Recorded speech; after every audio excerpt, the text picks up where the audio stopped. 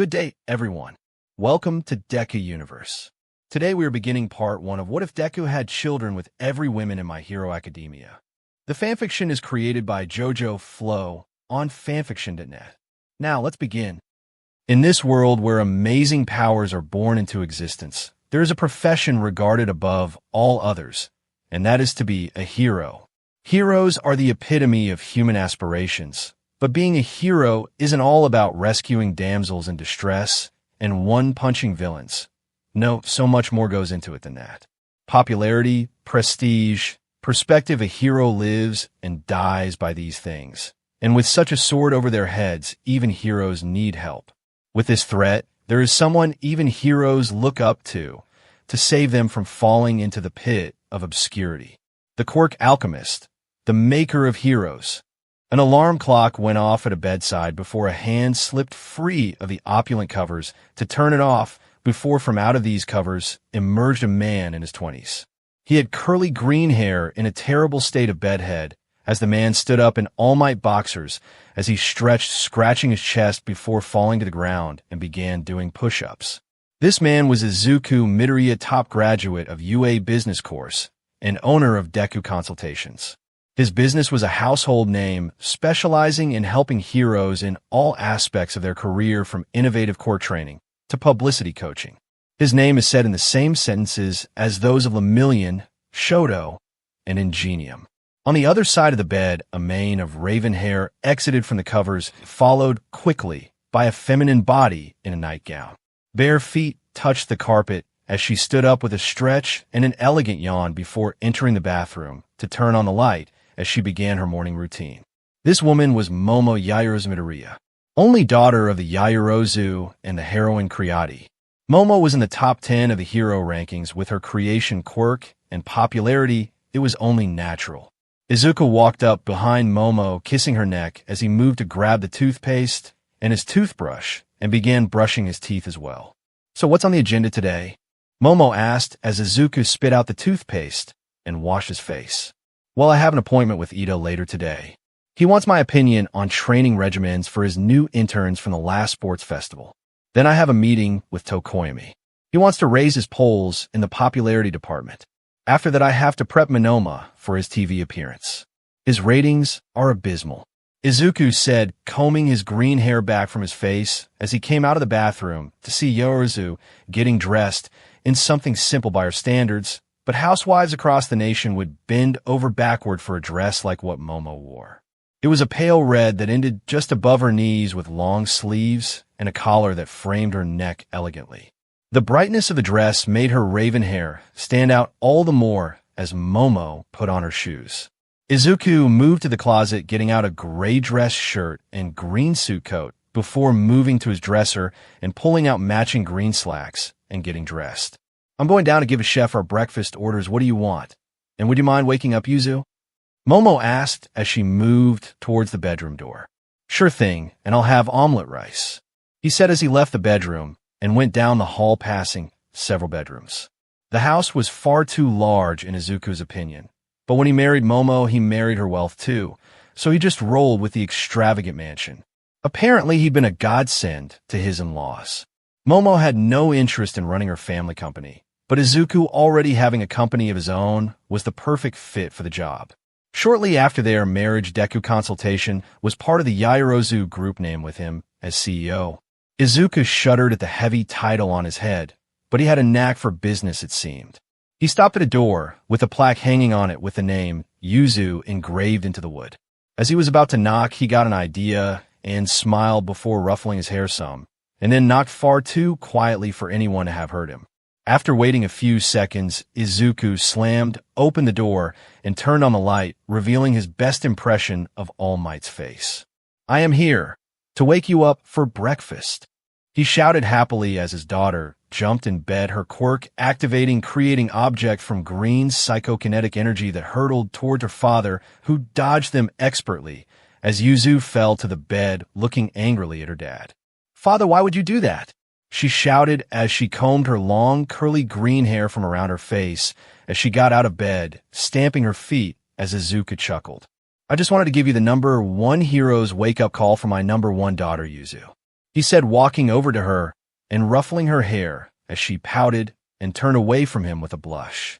It's not polite to barge into a lady's room, father, she said, walking over to grab her uniform from the hanger on the wall. Besides, aren't you going to be late for work? She asked as Izuku sat on her bed. No, I have a rare late start today, so I figured I'd take you to school, he said, watching Yuzu stand still for a moment and look over her shoulder. Really? She asked, a tremor of hope running through her as she began frantically looking over her clothes for any wrinkle of blemish, as if the slightest imperfection would snatch this golden opportunity away from her. Well, get out so I can get dressed, she shouted, blushing as Izuku made his way to the door, shutting it behind him as he rubbed his nose. I'm a number one dad, he said excitedly as he headed down the stairs to the kitchen, seeing his wife already sitting with a cup of coffee in her hand. I trust she liked your surprise, Momo said as Izuku sat next to her with a goofy grin. Izuku had told Momo about his late start today, sometime last week, and the man had been sitting on pins and needles wanting to tell his daughter so bad, but keeping himself in check. Yep, I just wish I could do more. I want to be there more for her, he said with a sigh as Momo nodded. Me too, Izuku, but with my hero work and you running both Deku consultations and Yaoyorozu Incorporated. Izuku nodded just as his daughter appeared wearing her school uniform, a blue skirt with a tan dress shirt. Good morning, mother, Yuzu said as Momo smiled at her. The family of three sat down as breakfast was served by the family chef. He placed a fruit salad in front of Momo, a plate of omelet rice in front of Izuku, and 2 slices of French toast in front of Yuzu, the latter plates being accompanied by a fruit smoothie and a glass of orange juice. As the three ate their breakfast, Momo received a call from her office and sighed. Looks like I'll be leaving first today. A highway has collapsed, and I'm needed immediately. Sorry, you too, she said, kissing Izuku on the lips before kissing Yuzu on the forehead as she quickly left. Be safe, father and daughter said simultaneously before returning to their breakfast. As the two finished their breakfast and headed towards the door, Izuku's phone went off. He switched his briefcase around to answer his phone. Hello? He answered as the voice of Denki Kaminari, better known as the Hero Charge Bolt, shouted through his phone speakers. Midoriya, I need your help, man, he shouted as Izuku sighed. Kaminari, I'm kinda busy today. Maybe we can set something up later? Izuku said as Kaminari continued to plead. Please, Midoriya, I know your time is precious and you have a lot of things on your plate, but I'm begging you, man, please. 5 minutes, that's all I ask. Izuku sighed before caving to Denki's pleas. Fine, I'll meet you at your agency in half an hour, he said before hanging up and looking down at his daughter's eyes that were cast in shadow as Izuku kneeled down to her. Yuzu, something dashed. It's fine, father, I understand, she said, walking to the car and climbing in after their chauffeur opened the door for her, and guiltily Izuku started toward his own car before getting an idea. As Yuzu's car began pulling out of the driveway, Izuku ran up to it, slapping the driver's window and stopping the car. Sir, the driver asked, scared he'd done something to be fired for. Change of plans, I'll be taking Yuzu, Izuku said, going to the back of the car and opening the door. Yuzu, come on, you're coming with me, he said as the little girl's face broke into a smile and she eagerly climbed out of the car following Izuku, who looked at the driver. You have the day off. Spend it well, he said, leaving the driver dumbfounded as Izuku and Yuzu crawled in his car, both buckling up as Izuku pulled out of the driveway into the street. Yuzu couldn't stop herself from smiling. For any other child, having your parent take you to school was probably the norm, but for Yuzu this was monumental. She rarely got to see her parents except on TV and at parent-teacher conferences, which would be lucky to have one of her parents show up. Yuzu watched as her school approached, growing steadily larger in the windshield, sighing inwardly, wishing this didn't have to end. But she wouldn't be greedy. Her parents were doing good work, and she should respect that. But as Yuzu prepared to disembark, her father drove right by the school. At the questioning look on Yuzu's face, Izuku smiled. I said you were coming with me today, and I meant it, Yuzu. You get to spend the day with Daddy, he said with a smile as he and his daughter drove to the Charge Bolt Hero Agency. Izuku parked and retrieved his briefcase as he and Yuzu went inside and up to the reception desk. "Yes, sir," the secretary asked as she looked at Izuku, who coughed nervously. Yes, I'm Izuku Midoriya, here to see Dash." At the mention of his name, the woman immediately shot up. "Oh, of course, so sorry, Mr. Midoriya. Please right this way," she said, eagerly leading Izuku into a meeting room. "I'll tell Chargebolt you're here. Can I get you anything?" she asked before looking at Yuzu. "Or can I get you anything, young lady?" the secretary asked as Yuzu shook her head. No, thank you." Izuku looked to the secretary. "Tea is fine, thank you," he said as the secretary left, leaving Izuku and Yuzu in a comfortable silence. "I don't think Mother's going to like me missing school, Father," Yuzu said with a nervous smile as Izuku gave a tense breath.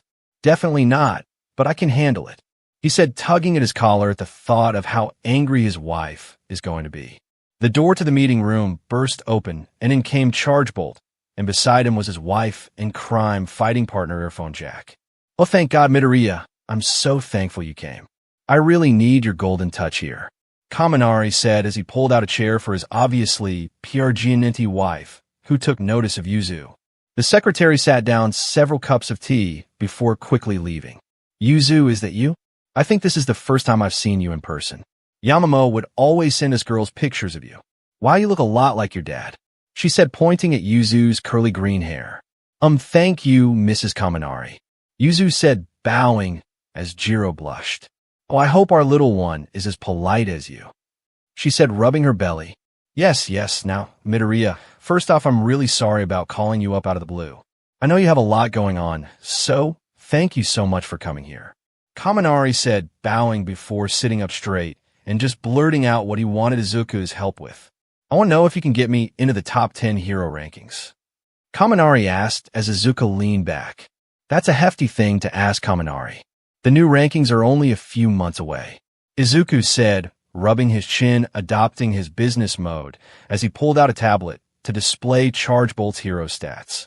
"Your overall stats aren't bad, but when put next to the likes of Shoto and Lemillion, you see how things stack up," Izuku said as Kaminari dropped his head to the table. "I know, but I just really want a spot in the top 10, Kaminari said as Izuku arched a brow. "Okay, Danky, level with me here. As a friend of Momo's, I'd like to help. So what's the real reason behind this?" Izuku asked as Kaminari lifted his head from the table. "As you can see, Midoriya, I have a kid on the way, and I want them to be proud of me. I want a spot in the top 10, so that when this baby is born, he can know that his dad was someone great. I don't care what spot I get in the 10, I could be at the very bottom, but I'd be the bottom of the best. I never really thought about my ranking until Kyoka told me she was PRGNNE, then I started thinking about what I could do for my kid, and this came to mind. It might sound selfish that I want to look good for my kid, but I really do, so can you help me?" Kaminari said as Izuku sighed before speaking. "Of course I can. I can't promise a spot in the top 10, but I'll do my very best. So let's get to work," Izuku said, pulling out his briefcase.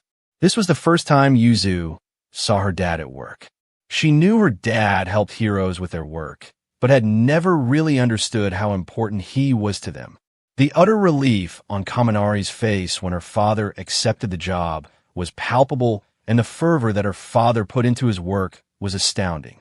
Never before had Yuzu been so proud of her father as this moment. It played out the same with every appointment her father had.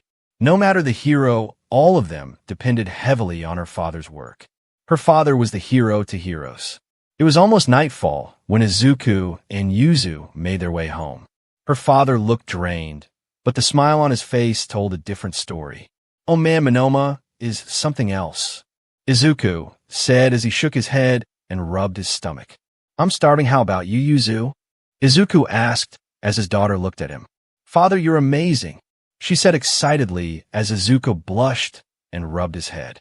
"No, I'm not all that great. I'm just a guy still trying to live out his dream of being a hero. Unlike you and your mom, I don't have a quirk, so I had to figure out a different way to help people and be a hero, and I came up with the idea of helping heroes further their quirks, and that led to all this. Meeting your mother, running a multi-million yen company, and best of all, having a daughter like you," he said with a proud smile as they pulled into the driveway, and the two disembarked from the car, with Yuzu blushing heavily at her father's words. "See, can I come with you to work again sometime?" Yuzu asked as Izuku smiled. "Of course, just not on school days anymore," he said, opening the door and coming face to face with an angry Momo. "You made Yuzu skip school," she shouted, making Izuku feel as small as an ant. "Yuzu, honey, dinner's in the dining room. You father, and I need to have a talk," Momo said, dragging Izuku into the study and shutting the doors, though they did little to muffle her mother's shouts. Yuzu smiled as she went into the dining room. She could hardly wait to see her dad at work again. The sun shone into a bedroom. The daylight steadily crept across the green blanket until it shone on the face of a young girl. Her face scrunched against the light as her eyelids flickered, slowly adjusting to the harsh morning light. The girl sat up, her long red hair sticking out in tufts here and there as she rubbed her eyes. Her skin was a mottled red and orange reminiscent of flickering flames as she yawned, releasing a puff of fire. This girl was 10-year-old Sumika Midora, only daughter and eldest child of the rainy day hero Froppy and the #1 hero in EI, also known as Izuku, and to Midoriya, or Mama, and Dad to her. Sumika crawled out of bed in blue shorts that clashed with her vibrant skin tone and a large white t-shirt. She opened her bedroom door, heading to her twin brother's room, Izuho and Tsuko. She was sure they were both still asleep, being only a year old, but she still wanted to check.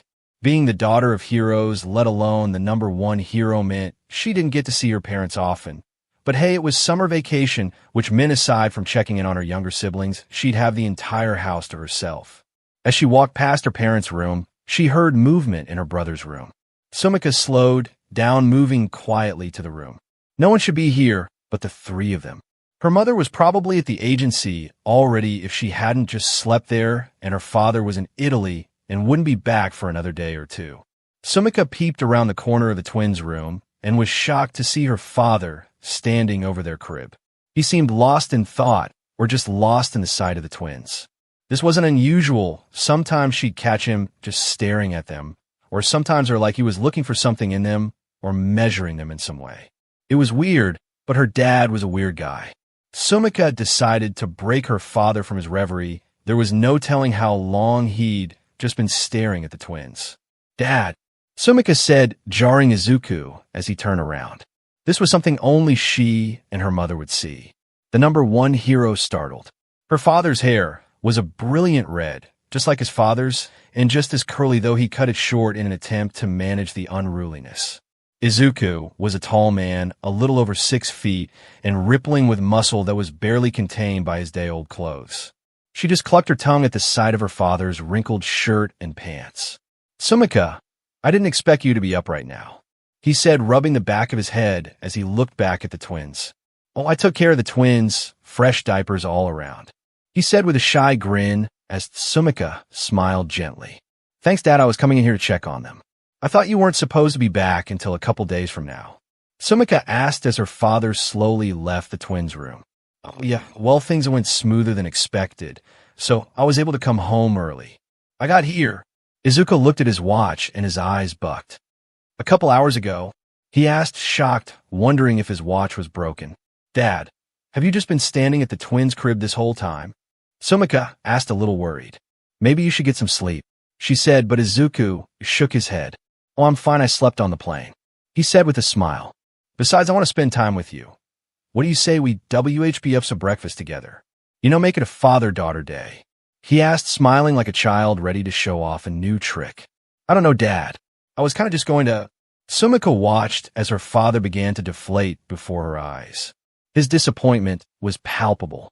"I understand you probably want to go hang out with your friends. I don't want to get in your way or anything. I'll just hang out with the twins.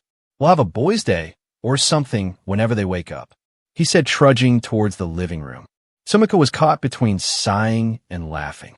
It was at times like this that she couldn't believe her dad was the #1 hero.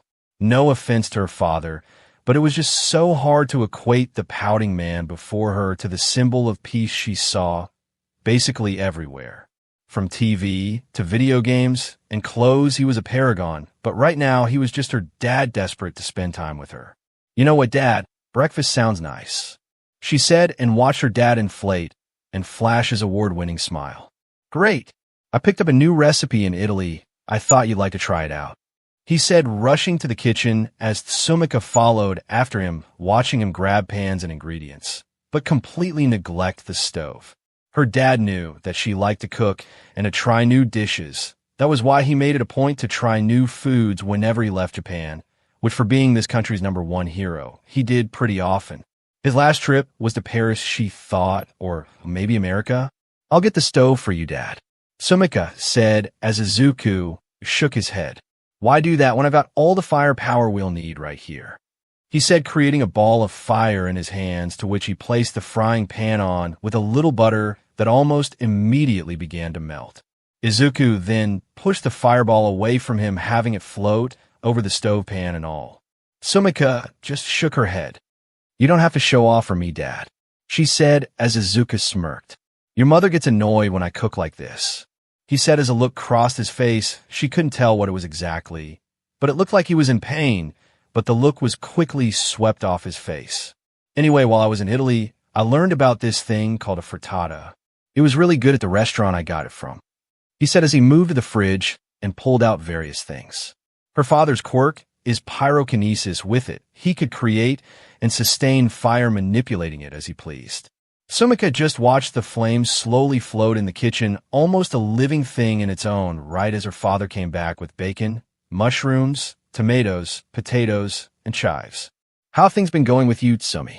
Izuku asked, using her childish nickname, which immediately caused her to blush and pout as he set the ingredients in front of her and going back to the fridge to get eggs and cream.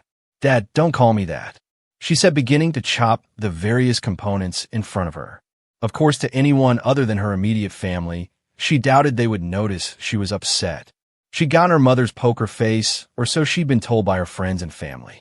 Izuku chuckled as he whisked the eggs and cream together. Well, he asked, not willing to let his question go. Things have been fine.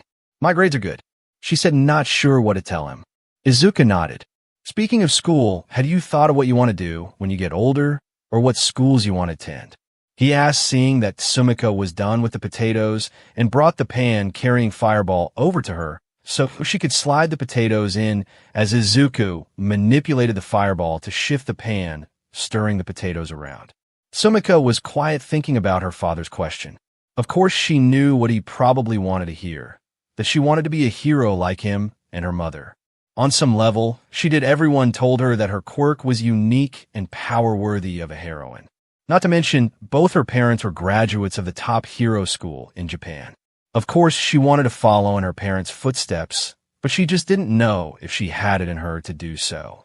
The way her dad described heroes, it seemed like it was something you either had or didn't, and she wasn't sure she did. Seeing Sumika had stopped chopping the bacon mid-STRP, Izuku walked over to her and placed a hand on her shoulder. What's wrong? He asked as Tsumi looked up at him. I don't want to disappoint you, but I don't think I want to be a hero, she said, closing her eyes so she wouldn't have to see the disappointment in her father's eyes before feeling his hand on her head. Sumika, there's nothing you could do to disappoint me ever, Izuku said, thoughts of breakfast gone from his mind as he kneeled to face his daughter. I mean, I'd be lying if I said I haven't been imagining you saving people since the day you were born, but I understand that the hero life isn't for everyone. Sumika looked into her dad's green eyes and saw only compassion and understanding there. You're not mad? She asked as Izuku smiled. Of course not, sweetheart. I want the best for you, yes, but I also want you to be happy. If that means you don't want to be a hero, then that's fine with me. Whatever you want to do, I'll support you. If you want to be a reporter, I'll go and get you the best equipment money can buy. If you want to be a politician, well, I'll see what I can do about that, but you'll have my vote regardless. And if you want to be an idol, I'll start calling studios and lining up auditions. Whatever I can do to make your dreams come true, I will no matter what, Izuku said, rubbing his daughter's fiery red hair as tears sprang up in her eyes. Dad, I dashed. Sumika was cut off by a hard cough as the two noticed the smoke accumulating in the room. Oh no, the potatoes! Izuku shouted, moving his fireball to the sink and dropping the smoking pan into it before running water on it, as Sumika opened the window, laughing in between her coughing. Izuku blushed as he rubbed the back of his head. Don't tell your mother, he he said as he hastily dumped the potatoes out as father and daughter began laughing only to hear the sounds of upset infants. Ugh, Izuku said, looking between the pan and his son's room as Sumiko waved him back into the kitchen. I've got it, Dad. How about you finish breakfast without me? Try not to burn the potatoes this time, she said as she went into her brother's room, finding both awake and clutching to the rails of their cribs. Hey guys, did we wake you up? She asked, grabbing both her brothers as they babbled at her, adorably grabbing at her hair and pinching her cheeks.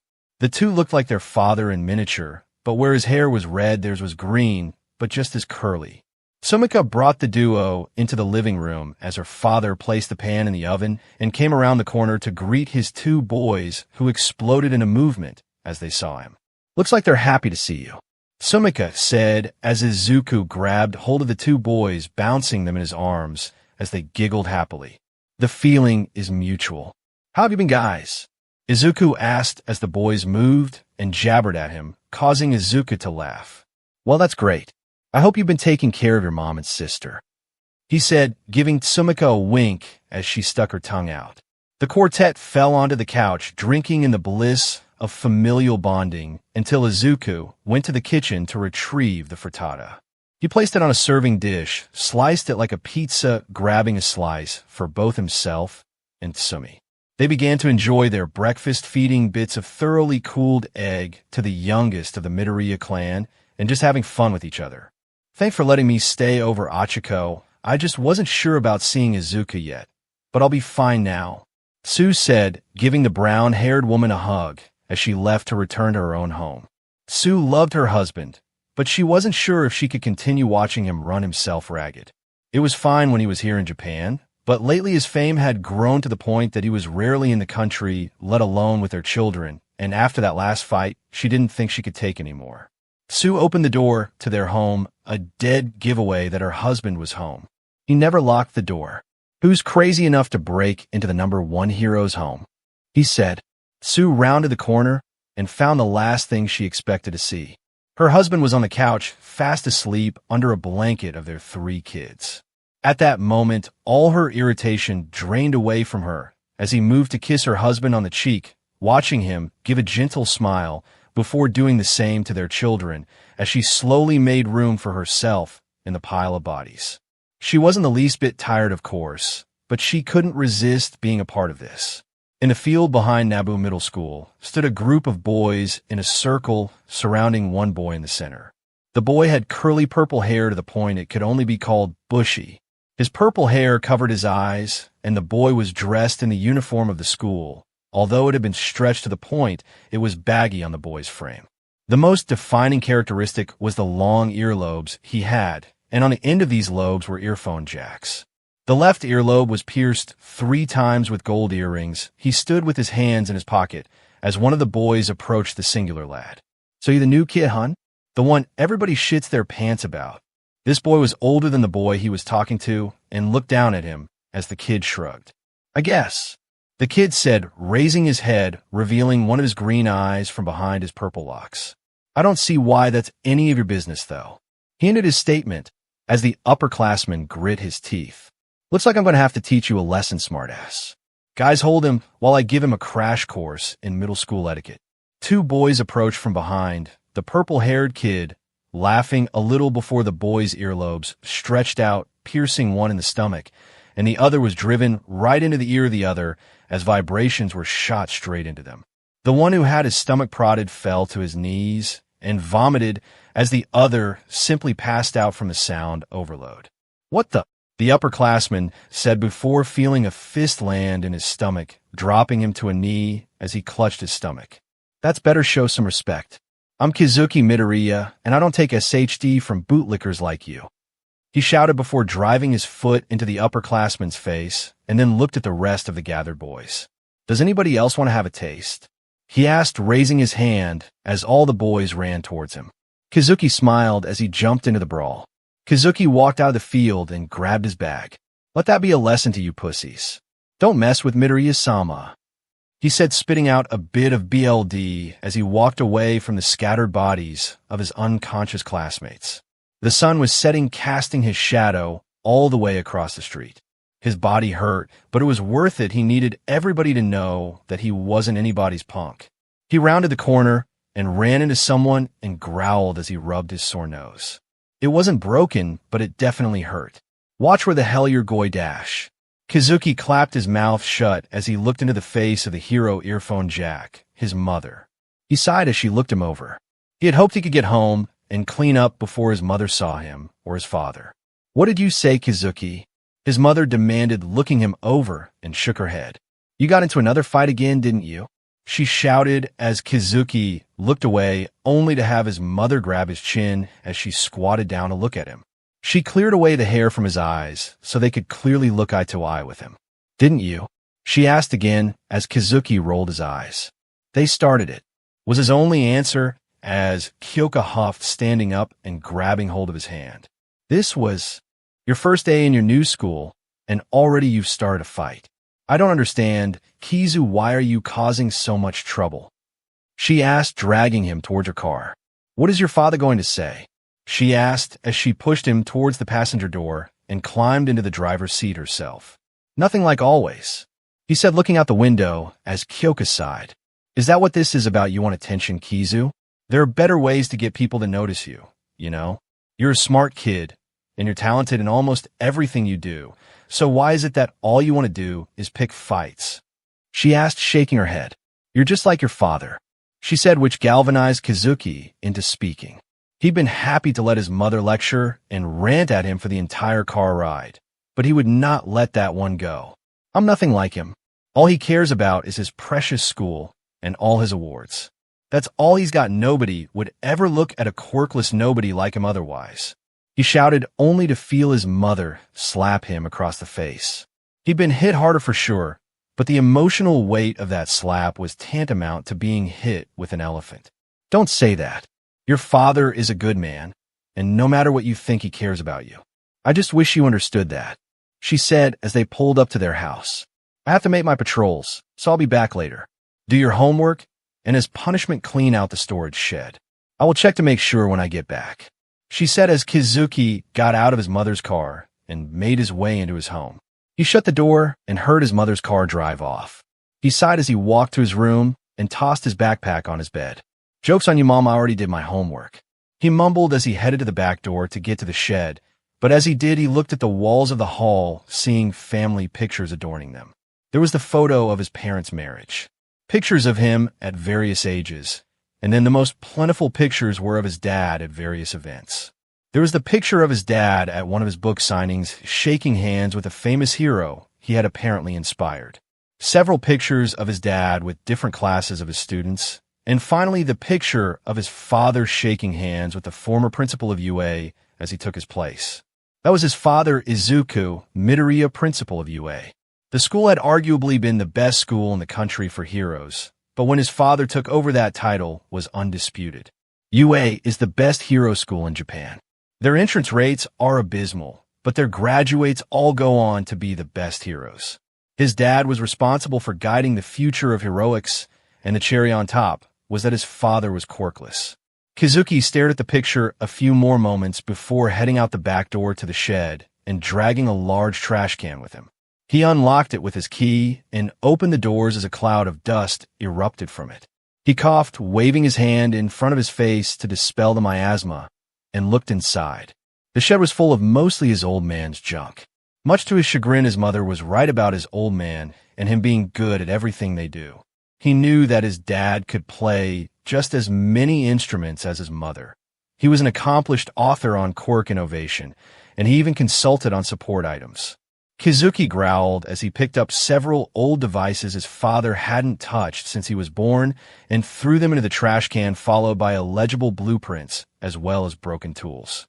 It was like a landfill in here, some of this stuff. He had no idea what it was or could have been. Kazuki picked up a box to carry it towards the light of the open door, but the box hadn't aged well and the bottom fell out of it, depositing its contents on the floor. "Oh, F me," he shouted as he hurled the now useless box out of the shed. Kazuki got down on his knees to sift through the contents. Most of it was junk, mostly notebooks on old heroes, but in this pile of nerd trash, there was a photo album. "What's this?" He asked, sitting down and opening the cover to find a picture of his father as a newborn. The green hair was a dead giveaway. "Oh great, Pops, you're a narcissist too, though I shouldn't be surprised," he said, flipping through the pages, seeing his father age before his eyes. He stopped at the picture of his father at his middle school entrance ceremony. Izuku had bright green eyes and a wide smile that crinkled his freckles. Kazuki saw his grandparents as well. His grandmother, ever the lovable marshmallow she always was, and his grandfather, the hard-working businessman. "Guess Pops takes after you, Gramps," Kazuki said as he turned the page and bit his tongue. "What the hell?" he shouted, looking at the boy in the picture and comparing it to the picture before. "Who the hell is this?" he asked as he pulled the picture out and turned it over to see what was written on the back. He was shocked at what he saw. Izuku, age 15. This was his old man? He thought, turning the picture over. His father's hair was long down to his shoulders, with some of it covering his right eye. He was wearing a t-shirt revealing that his entire left arm was covered in a tattoo reminiscent of dragon scales with a skull on his forearm. Both Izuku's ears were pierced starting from the lobe and curving up the outside of his ear. He had on a pair of gloves with studs around his wrists, black jeans, and heavy boots. "There's no way this is my old man," Kazuki said, turning the page, and saw another picture of his dad. He was wearing different clothes, and his hair was pulled into a ponytail, but it was still the same man. This picture was accompanied by a newspaper clipping. "Massive altercation ends with dozens in hospital, suspects still at large." From what he could see, Kazuki counted at least 14 unconscious teenagers in the photo. There were more clippings as well. Vandalism on a massive scale. In the clipping was a picture of Alder Middle School. The building had been painted with a giant skull covered in green flames. Local gang has dominated the Kamino area. There is a blurry picture of several individuals running from the police. Kazuki was enthralled as he continued flipping pages, seeing more of his dad's handiwork. "This is amazing. I can't believe Pops did all this," he said with a smile, before frowning. "Wait, he did all this, and Mom's on my butt about getting into a fight? Where's the justice in that?" He asked, forgetting about cleaning the shed, and carried the album into the house to wait for his father. His dad was a lot of things, but he always made it home around the same time and looking at the clock that would be soon. Izuku walked into the house with a stretch as he heard his back pop. "Sitting down all day can't be good," he said, shaking his head as he walked into the living room, only to see Kazuki sitting there. He got a call from Kyoka about Kazuki getting into a fight. He sighed as he took his glasses off to pinch the bridge of his nose. "I figured you'd still be cleaning the shed.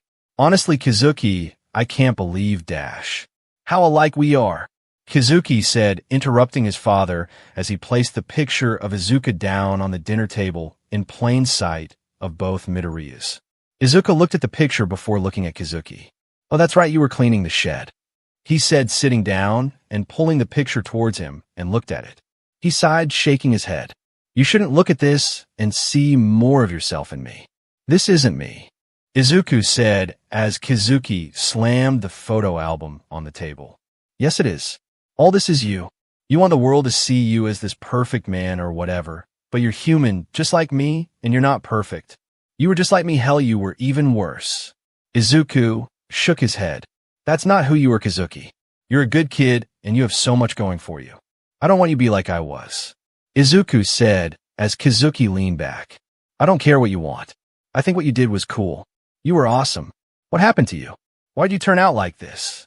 he asked, waving his hands at Izuku, who scoffed. "You just gestured to all of me, Kazuki, and now I wasn't awesome. What I did wasn't cool. I was acting out and hurting people just to make myself feel better. I was a delinquent, and if it wasn't you know what, never mind. I'm not talking about this. Put that thing in the garbage," Izuku said as Kazuki stood up. "No, I won't let you take this away from me. For the first time in my life, I feel like I actually have something of you. Everyone says I'm like you and compares me to you. I could never see it, Pop.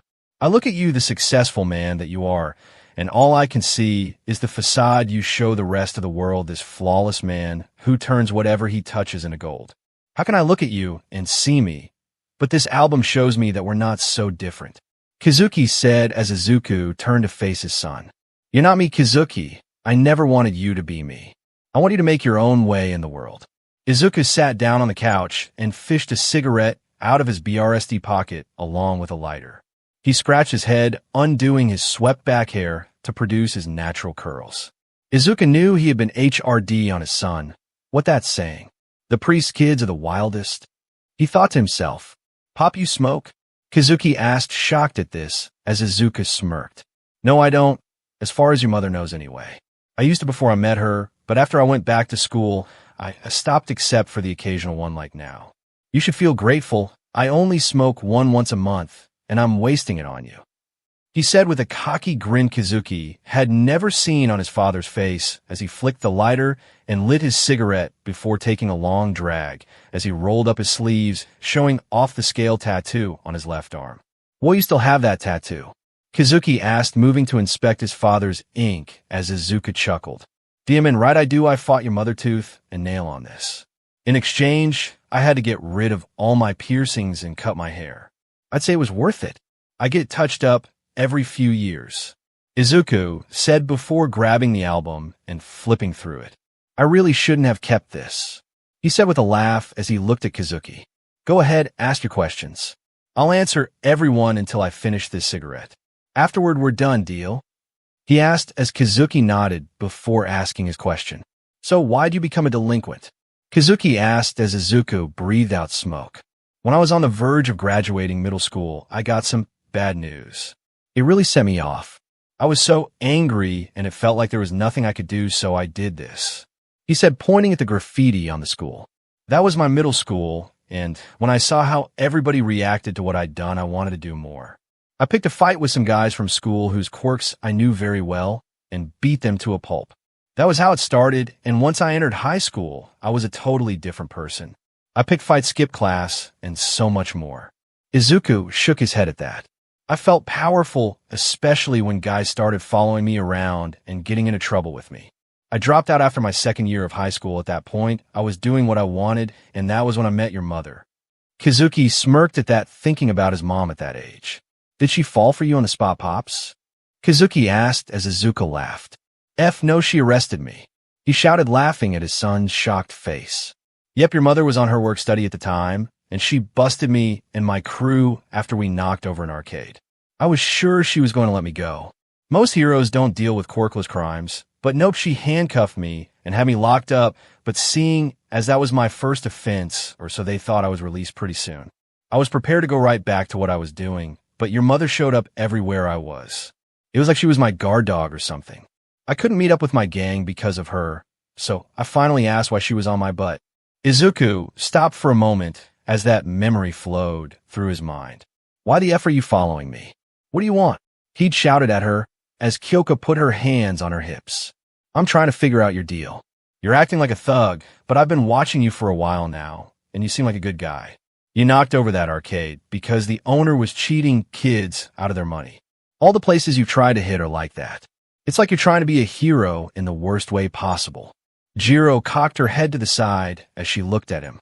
I want to know why. Izuku shrugged at her words. It's none of your goddamn business, go sign autographs or whatever. He'd said to her, and that's when Kyoka dropped a bomb on him. You know, some people would say you're a hero for what you've done, so why don't you try being a real hero? You're smart enough, I can tell that much. Why not put that brain of yours to good use? Because until you do, I'm going to be on you like white on rice. Izuku smirked at that memory. After that, I went back to school and on to university to be a teacher. Your mother and I started dating and then got married. I stopped being a delinquent because someone finally looked at me and saw something other than the fact that I was quirkless. Izuku said, putting out his cigarette and placing his hand on his son's head. I know it can't be easy being my son Kazuki, but even if no one else sees you for you, me and your mother do, and someday other people will too. And stop picking fights. That's what weak people do, and unlike me at your age, you're strong. Izuku said, standing up and looked at the album. You can keep that if you want. I only kept it to remind myself of what I could have been if not for your mother. Izuku said as he went to his office to get some paperwork done, leaving Kazuki sitting and looking at the picture of his dad in his youth. Izuru Midoriya, you're up. Called the Quirk Application Teacher, Mr. Kinson. Izuru jolted as his name was called. He hated this class. It was the worst one of the day. He walked slowly, his feet dragging the ground as he stood before the teacher who showed off our BB ball. You know the drill, Midoriya, catch the ball with your quirk. Mr. Kinsen said as Izuru swallowed and nodded. Kinsen looked at the kid and felt terrible for him. He was already breaking out in a sweat, and they hadn't even started yet. He hefted the ball before tossing it as gently as he could. The ball soared into the air, slowly before gravity took hold, bringing it down to the ground only at the last moment to be grabbed in Izuru's telekinetic grip. The ball shuddered in the air as it was slowly lifted until it was at Izuru's waist. Good work, Midoriya, Kinsan said as Izuru sweated, his breath coming out in puffs and pants. His body shook with concentration. Think you're ready for the next one? Kinsan asked as Izuru looked up from the shuddering ball and nodded his head. That a boy, Kinsan said, tossing another ball that was taken in Izuru's grip for a second before both balls fell to the ground. Kinsen grimaced as several students laughed. Quiet, everyone, Kinsen shouted before sighing. All right, Midoriya, back in line, he said, hiking a thumb to the rest of the class. Izuru held his head down as he heard the whispers of his classmates. That's the son of the number one hero. What a failure. Yeah, imagine how his dad feels knowing his son is such a loser. Pitiful. Weak. Pathetic. After class, Izuru was called to the staff office for a meeting with Mr. Kinsen. You wanted to see me, Mr. Kinsen? Izuru asked as he sat down. Kinsen looked at the boy, his straight green hair and green eyes. The only thing he was missing was the freckles. Yes, Midoriya, here's your report card, Kinsan said, handing the boy an envelope which he promptly opened to reveal his grades. As you can see, you're doing phenomenal in your classes, except the obvious. I know from your career plan you want to be a hero, but at this rate, that dream is not achievable. Izuru hung his head at those words, and Kinsen felt like the world's biggest jackass. He knew Midoriya wasn't failing because he was lazy or not motivated. He saw it on Izuru's face that he was giving the classes all every day, but he wasn't improving. I think you might want to direct your aspirations elsewhere. Kinsen finished his assessment as Izuru stood up and bowed. Thank you for your input, Sensei, Izuru said before leaving. The words of his teacher and classmates stabbed at Izuru all day, even going so far as to chase him all the way home as tears started brimming in his eyes. Why am I so weak? I don't want this. It's not my fault I'm trying. I want to be better. I want to be stronger. Izuru began to speed up as if he could outrun his own ineptitude and the words of his peers. Toru Hagakure, number 15 on the hero chart, stood at the stove, stirring the pot of stew she was making for her family tonight. Oh, Izuru is going to be home soon, she thought to herself, turning the stove down to let fight simmer as she checked on the rice as the door was flung open. Toru jumped, taking a fighting stance as her son rushed through the house and up to his room as something fell from his pocket. Izuru, she called as she walked forward to pick up the paper and sighed as she looked at the paper. Oh, Izuru, she said, looking at her son's report card. His grades were above average in all classes except one, quirk application. Her son was failing. She sat down at the island in the kitchen, looking at the paper. She knew her son wasn't what this grade said he was. In fact, he was more than anyone could imagine, but he was afraid of his own power. Toru felt her eyes begin to water as the memory of the worst day in her life surfaced. Izuru was 5 at the time his quirk had manifested a little under a year ago, and he was so excited. After all, what son wouldn't be excited about having the same quirk as his number one hero dad? Toru had taken him to the park to play and to give her heart a break from her son, trying to lift everything only to lose concentration and break something. She walked over to a bench as Izuru went to the sandbox, lifting portions of sand only to let them fall. At some point, Izuru had been asked to join a game of catch. Toru had turned away from her son for only a second as he tried to use his quirk to catch the ball, but instead knocked it off course and towards the street. By the time she looked back, Izuru had walked out into the street to get the ball just as a car came around the corner. Now, the driver wasn't going all that fast and was more than capable of stopping, but instead decided to honk at the young boy in the road. This terrified the young Izuru, and his quirk activated, sending out a telekinetic wall that slammed into the car and threw it onto its side. Izuru's power didn't stop there, though. It began lashing out at everything, carving holes into the ground, levitating parked cars, only to then throw them. Trees were uprooted or cut down as Izuru's area of effect increased. Toru leaped into action, evacuating the people in the park and telling them to call the police while she did her best to comfort her son. "Izuru, it's okay, mommy's here. Just calm down, baby, nothing's going to hurt you." But Izuru couldn't hear her as he curled up in the fetal position. If Toru didn't do something, who knows what might happen. I could call Izuku, but that might take too long, and he might not pick up. The same thing could happen with a text. With no other options, Toru took a page from her husband's book and sent out her location to her husband's phone. "Please, Izuku, get here fast." As if hearing her plea, a green bolt appeared in the sky and landed next to her. Izuku Midoriya stood in his hero costume, a deep green bodysuit, and a brilliant white cape fluttered behind him. Izuku looked at his son on the ground before walking forward. Toru saw that the telekinetic disturbances her son was creating began to arc and bounce against Izuku's own power as he created a steadily shrinking dome around himself and Izuru, corralling Izuru's berserk power. Izuku reached down and pulled Izuru into his arms, patting his back as he said something in his ear. Slowly, Izuru's power came back under control before dispersing completely. Toru felt tears in her eyes as she embraced the two. Toru wiped tears from her face as she coughed. If that incident told her anything, then Izuru's power might be even greater than his father's.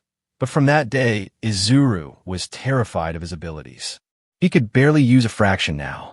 After speaking to a therapist, they were given the reasoning that Izuru had psychologically blocked his powers, limiting them drastically. The front door opened, drawing Toru from a reverie. "Oh man, that was a crazy day," Izuku said, walking around the corner.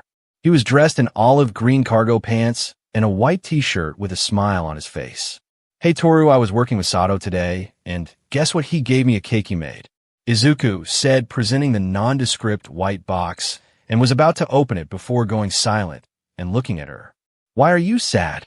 he asked as Toru sighed. You would think as an invisible woman she'd be the best at hiding her emotions, but not with her husband, who seemed to read her as well as if she had print on her face. "One of these days you're going to tell me how you can read me so well." "I'm invisible," she said as Izuku placed the cake on the island and leaned close. "I will after you tell me why you're sad," he said as Toru gave a sigh and presented Izuru's report card. He ran up to his room and dropped this on the way. "What are we going to do, Izuku?" she asked as Izuku looked at the report card and nodded. "I'll have a talk with him later. I think it's time we really hash this out," he said, scratching his head as Toru arched a brow. "How do you mean?" she asked as Izuku smirked and tapped her nose before adopting All Might's smile. "That is a secret," he shouted as Toru huffed angrily to his booming laughter. Izuru had been lying in his bed since he got home. His mind was an echoing voice of depression and self-pity. He sat up as his stomach grumbled, telling him he hadn't eaten. He sighed before standing up. "At least I can do that right," he said, walking to his bedroom door and made his way to the kitchen where his dad sat. Izuru felt more weight settle on his shoulders as he looked at his father. Imagine how his dad feels knowing his son is such a loser. Those words nearly tore the wind from his lungs. "Ichio Tusen," he said, waving his hand weakly as Izuku stood up and walked over to him. "Come with me, son," Izuku said, keeping his face blank as he did so, and headed to the door. Izuru looked between the kitchen and his father's back before reluctantly following his father out the door. "Where are we going, Otusen?" Izuru asked, but instead of answering, Izuku took hold of his son's hand and leapt into the air, using his telekinetic powers to levitate the both of them before flying off. Izuru clutched to his father's side as they soared over the city. He never knew how his dad was able to use his powers so effortlessly. Apparently, levitating oneself is an incredibly difficult task, and yet his father could fly at inhuman speeds with his telekinesis. Yet another thing he could never hope to do. His father landed on the sand of a beach as Izuru pulled away from his side. He looked at the pristine white sand as the moonlight shone off the lapping waves of the ocean. His dad sat down on the sand before Izuru did as well. What are we doing here, Otusan? Izuru asked as Izuku cast a green eye over to his son. Izuru apparently had his mother's eyes, seeing as his were as blue as a cloudless sky. We're here to talk about you, Izuru. I saw your report card. His father explained as it felt like an anvil had dropped into Izuru's stomach. You're doing really well in all of your classes except quirk application, and I also know why that is. Izuru grit his teeth. Dio Tusen? You have no idea what it's like to be me. You have complete control of your power, and always have. You don't know what it's like to be scared of your power. I hate your quirk, he shouted as Izuku nodded his head. But I do, he said, contradicting his son. Izuru looked at his dad. How can you possibly know? He asked as Izuku took a deep breath. As you may have heard from your grandmother, I was a natural with my telekinesis and trained hard to make it as strong as I could. But what you don't know is that after graduating from middle school, my quirk grew really powerful. It was nearly uncontrollable, and it scared me. Izuku said, shaking his head. I dialed my power back so bad I nearly failed getting into you. Izuku said with a chuckle. I knew I had to do something to make myself more comfortable with my power, so instead of focusing on using my powers on other things, I began using it on myself. Izuku explained as Izuru could understand that logic. Keeping his power close to himself allowed him the utmost control while minimizing any outbursts of power. A lot of people wonder how it is I can levitate myself to fly so easily, but it's not easy. It took all of my first year to learn how to maneuver myself. After that, I began to extend my range outward, steadily growing used to my increased power. Izuku reached out with his hand as a glob of seawater was lifted from the ocean, floating there for a moment before being launched into the sky. Izuru, I'm not here to tell you how to use your quirk. If you never want to use it again, that's fine. I think it'd be a waste, but at the end of the day, it's your power, not mine. Izuru looked at his dad as he felt his eyes sting with tears. I want to use my quirk. I want to be able to help people. I want to be like you, Otusan. I want to be a hero too, but I'm just so scared of what could happen. I don't know how to make all this power my own. Izuru said as Izuku stood up and placed a hand on his son's head. And that's why I'm here, Izuru. I'm your dad. Whenever you're feeling uncertain, come to me, or your mother, we're here for you always, no matter what. Izuku said, smiling down at Izuru, who wiped tears from his face and grinned back. Trust me, by Monday, you'll be leagues away from what you were today. All you have to do is take that first step and then the next. Izuku said as the ball of water he'd hurled into the air slammed back into the water as a large ball of ice. Now, then let's start. I want you to let loose on me, Izuru. Release as much of your power as you can right at me. Izuku said, walking a few yards away as Izuru felt his father's power encircle them. Don't worry about anything else, just focus on me, and let it rip. I promise that you won't hurt me or anyone else. Izuku said as Izuru swallowed, feeling the same anxiety he felt every time he used his quirk. Seeing this, Izuku intervened. Izuru, close your eyes and breathe. Don't imagine forcing the power out, just let it flow from you into the world. Gather the power with every inhale, and then let it go every time you exhale. Izuru took his father's advice, just focusing on his breathing. Breathe in, breathe out, breathe in, and breathe out. Izuru repeated, feeling his body steadily relax as minutes went by. He felt his father next to him. Okay, open your eyes, he said, and Izuru did. And as he did so, he saw that he was standing on a platform of sand about 10 yards across that was floating several dozen feet in the air. W.O. Izuru shouted, losing his concentration some as his father steadied them. Easy there, son. See what you can do when you relax and just focus. Block out everything but what you're doing, and I know you could be the kind of hero you want to be. This is your power, Izuru. Izuru looked at his dad and smiled as he looked at what he'd accomplished. Thanks, Otusan. On Monday, Izuru was once again called to practice his quirk by Mr. Kinson. He heard the snickering of his classmates as he approached the table. All right, Midoriya, let's see if you can dash. Kinson was interrupted as Izuru grabbed the 4 styrofoam ball two in each hand before closing his eyes and breathing in and out as he directed the flow of his power to his hands. Just focus on the ball, that's all you need to do. Izuru thought to himself as his class watched the ball begin to float above his hands, rising steadily before stopping above Izuru's head, and began to circle his head as Izuru himself began to levitate as well. Kinsen looked at his worst student make a giant leap with using his power. "Midoriya, you get an A," Kinsan said as Izuru opened his eyes and dropped to the ground shakily along with the 4-ball. "Thank you, Mr. Kinsen," Izuru said with a grin. The world was forever changed by the appearance of quirks. Amazing powers being given out to do good in the world. And who is responsible for these amazing powers? The Queen of Quirks. This generous and benevolent ruler gifted the world with quirks, but others coveted her power, and one man slew the queen hoping to gain this power. Unknown to the world, the queen had a daughter, and all her power was passed to this young child, who she entrusted to her most valiant guardian. It is this man's duty to protect the child until she comes of age to take her mother's throne and restore balance to the world of quirks. Featuring the talents of Helena Bonham Carter as the Queen of Quirks, Idris Elba as All for One, and Izuku Midoriya as the Guardian, coming to theaters near you Friday. The phone screen went dark with the replay symbol being displayed. "Oh my God, this looks so good," shouted a girl with straight blonde hair and in a school uniform as she kicked her legs on the desk she sat on. "And Izuku looks so hot," she squealed as her fellow classmates agreed. "God, yes, that curly green hair that you want to run your fingers through." One girl with purple hair and freckles added, "Forget the hair, I want to run my tongue over his six-pack. I bet he tastes like pure euphoria dipped in chocolate." Another added, her snake-like tongue slithering between her pointed teeth as she did so not notice the presence behind her until she spoke. A girl with curly maroon hair stood behind the snake-like individual. The girl had pink skin and a pair of 4-inch green horns that curved backwards like that of an antelope. She wore the school uniform, which consisted of a dark blue shirt and trousers, white gloves and boots, and a white double-breasted tailcoat. On her left arm was a pinned band that marked her as the Student Council President Minako Midoriya.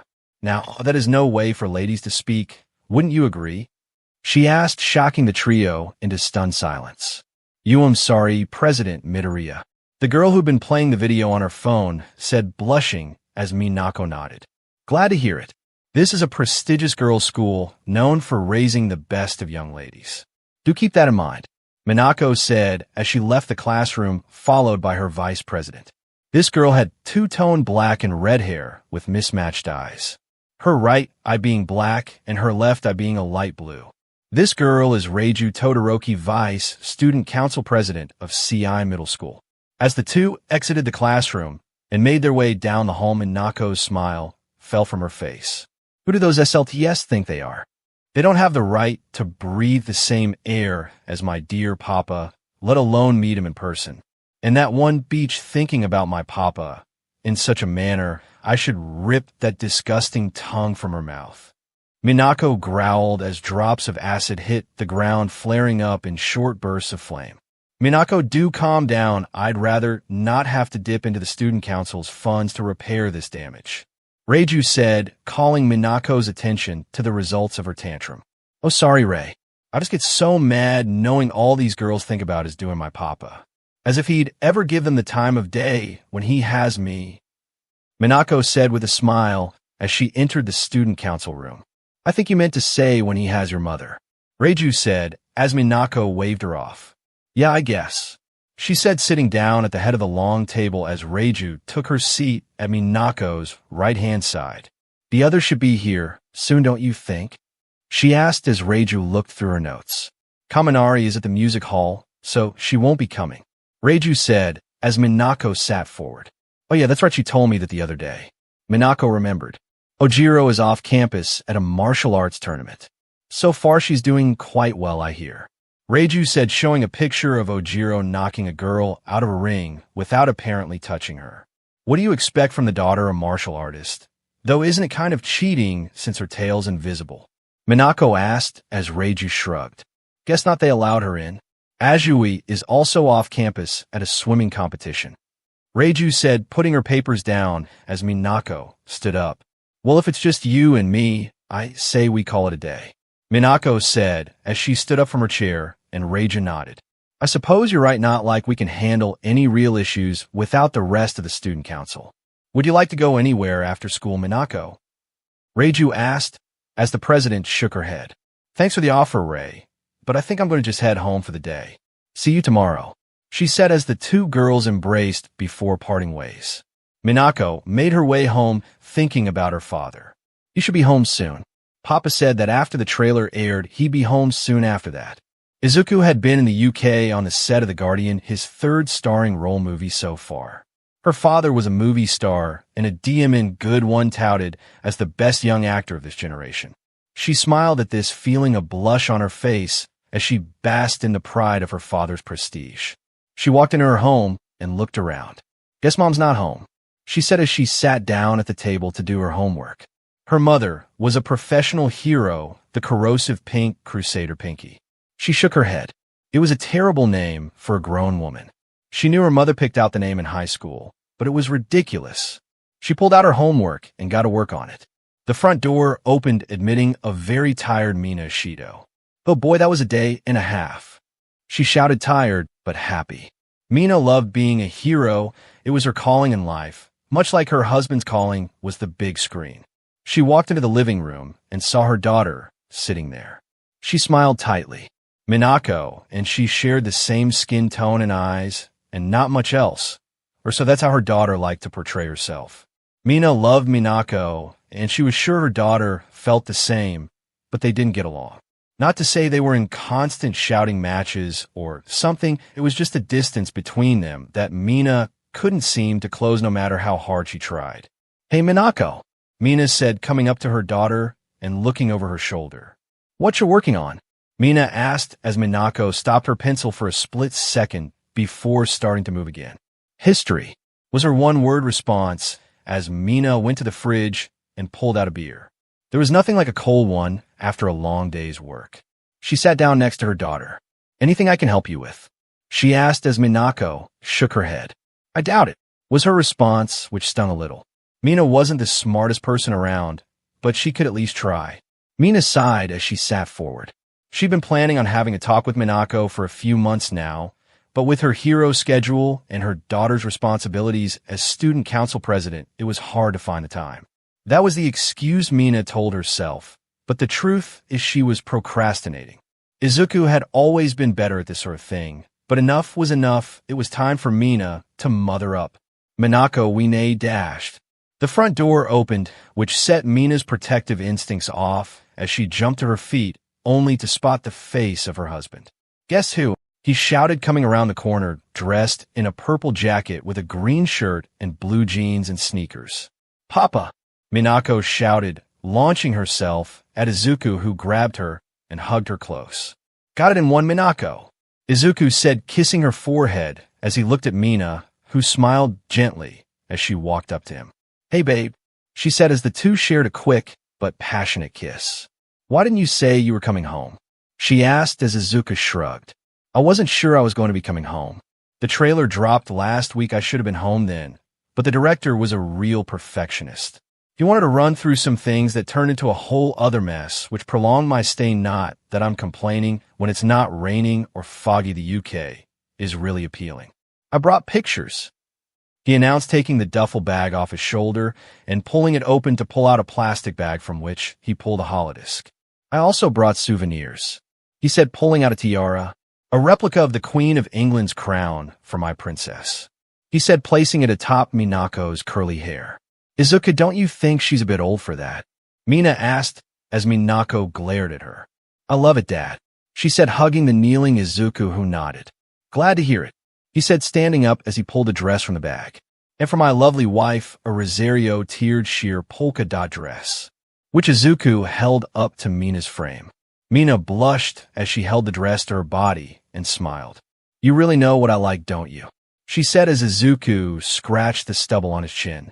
If I'm being honest, I had a bit of help from the store attendant, though after looking at the price tag, I think she was just helping herself to my wallet, he said as he hugged Mina from behind. I'm glad you like it, he said as he then felt a tug on his arm. That I could use some help with my homework. It's history, Minako said as Izuku let go of Mina. Sure thing. History is my best subject, don't you know? Did you know that the British Army was using rockets more than a century before the German V1. The British came up against rockets when they were fighting in India after the war ended, and just 6 years later the British had developed rockets with a range of 2,000 yards. Izuku explained, embracing the nerd he'd always been. That's amazing, Dad, you learn the coolest stuff abroad. I want to travel when I get older. Minako said as Mina interjected. Minako, I just asked if you wanted me to help with your homework, and you said no. Minako looked at her mother and shook her head. I didn't say no, I said I doubted you could be of any help.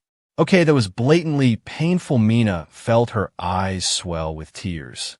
This was her daughter, and Minako had always been a daddy's girl, and Mina accepted that after all she herself was a daddy's girl. But this went beyond Minako preferring to sit by Izuku's side or listen to Izuku's stories of his time abroad than Mina's actions as a hero. Her daughter was doing everything she could to cut her out of her life. The dam finally broke as Mina ran to the bedroom and slammed the door. Minako watched her mother go before looking at her dad. So, can you help me now, Dad? She asked, only to see her father looking down at her with a very disappointed look. Minako, why do you say that to your mother? He asked, pulling his hand from her so he could stare at her full on. Minako had never seen her dad look at her like this. Sure, she'd seen him disappointed in her for bad grades, or doing something she wasn't supposed to when she was younger, but this disappointment, there was an edge of anger to it. I just said what I thought. Mom isn't that great at schoolwork. You were always the one to help me with my homework. Izuku's face didn't change as he looked at her. Sit down, Minako, we need to talk. He said, taking a seat on the couch as Minako took the opposite end. Your mother's told me what's been going on. You've been really cold to her. He says as Minako shook her head. I've just been busy, and so has she. It's not my fault we don't spend a lot of time together. Minako said as Izuku sighed. I saw this happening, but I thought it was just something you'd grow out of, but you haven't, and your mother's been really patient with you. But enough is enough, you're hurting her feelings, Minako. Izuku said as Minako clenched her fist. That's not my fault, she just doesn't get me. You and me, Papa, were alike, and I like that I could talk to you about anything, and I know you'll understand, but Mom never does. She doesn't understand me. We have nothing in common. She said, crossing her arms as Izuku nodded. She can't understand you if you don't let her, Minako. Your mother wanted you more than anything in the world. Izuku said, leaning back. I did too, of course, but your mother put everything she had into having a baby. She even stopped being a hero for a while. This was back when I was just doing small parts in TV shows and straight to video movies. When you were born, your mother couldn't have been happier. They had to sedate her just to get you out of her arms so she would sleep. She'd hold you and just stare at you like she could see the entire universe in your little body. Izuku said, smiling as he looked at Minako. You're everything to your mother, but as you grew older, you seemed to gravitate more to me, which made me happy and terrified. I'm pretty sure your mother is the reason my movie career took off so well. She wanted me out of the house so she could have you all to herself. Izuku chuckled to himself as he looked at Minako. Your mother isn't perfect, and neither am I, Minako. But to her you are perfect, and it hurts that you won't let her in. Izuku said as he stood up looking down at his daughter. Just think about what I said. I'm going to go out and get something for dinner. Izuku said, donning a pair of shades and a hat. God, I hope I don't get mobbed at the grocery store again. Last time I had to call Kirishima to plow everyone away so I could get out. He said, shaking his head as he left. Minako sat on the couch, her father's words reverberating in her head as she sat back. It's not like she didn't love her mother, of course she did, but she just couldn't connect. Her mother seemed like such a free spirit taking things as they come. She knew that wasn't the case, considering her mother was a hero. I don't know why, she said, standing up as she walked down the hall, standing before her parents' bedroom. Minako raised her hand and held it in the air, frozen. She couldn't bring herself to knock. Go away, Izuku. Her mother shouted, jolting Minako to speak. It's me, she said, physically cringing at how pitiful those words were. Cece, can I come in? She continued as silence greeted her. She sighed, about to walk away before the door was opened, showing her mother's tear-stained face. We should talk, Minako said, not exactly sure how to go about this. But that seemed to be enough as her mother went back to the bed and sat down with Minako following her. Minako fiddled with her hands before stroking her hair only to repeat the process. Her mother chuckled. You get that from both of us. She said blankly. Your father never knows what to do with his hands when he's nervous, and I talk with my hands, so you were doomed from the start. Sorry, Mina said as Minako shook her head. I'm sorry, Mom, Minako said as she leaned back. I didn't mean to hurt your feelings. It's just dashed. You wanted Dad's attention. Mina finished for her as she sighed, flopping back on the bed. I know, I've known for a while. It's not that you don't like me, but he's your dad who you hardly get to see, and I'm here every day. I know you don't mean anything about it, but it still hurts, you know. I always wanted to be a mom, and I had a daughter on the first try too. I was on top of the world. I tried to take pictures of the two of us right then and there. Minako nodded. Dad told me they practically had to trank you to get me away from you. Mina chuckled and nodded. Oh yeah, your dad, the traitor, that he's distracted me with some stupid story while the doctor injected me with sedatives. Imagine that my own husband was complicit in me getting roofied. Then again, we weren't married at the time, so I'll have to give him credit for not jumping ship then and there. Minako was a little surprised to hear her parents weren't married before her BRTH, though it wasn't a big deal. Mina saw this and smiled as she poked her daughter's cheek. What, you thought me and your dad were married before you were born? Sorry, sweetie, I and your dad were in love, but we didn't jump the broom until after you were born.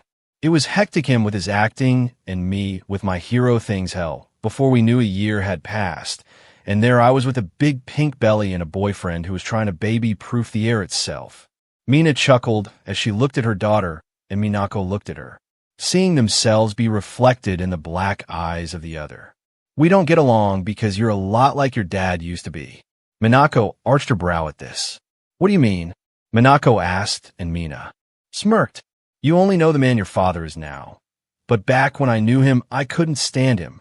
He was such an arrogant, but then again, he and Bakugo were best friends, so why wouldn't he be?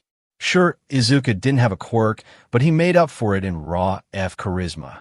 He ran every drama club. He was in the star actor every single time. He was hot as cast iron and knew it.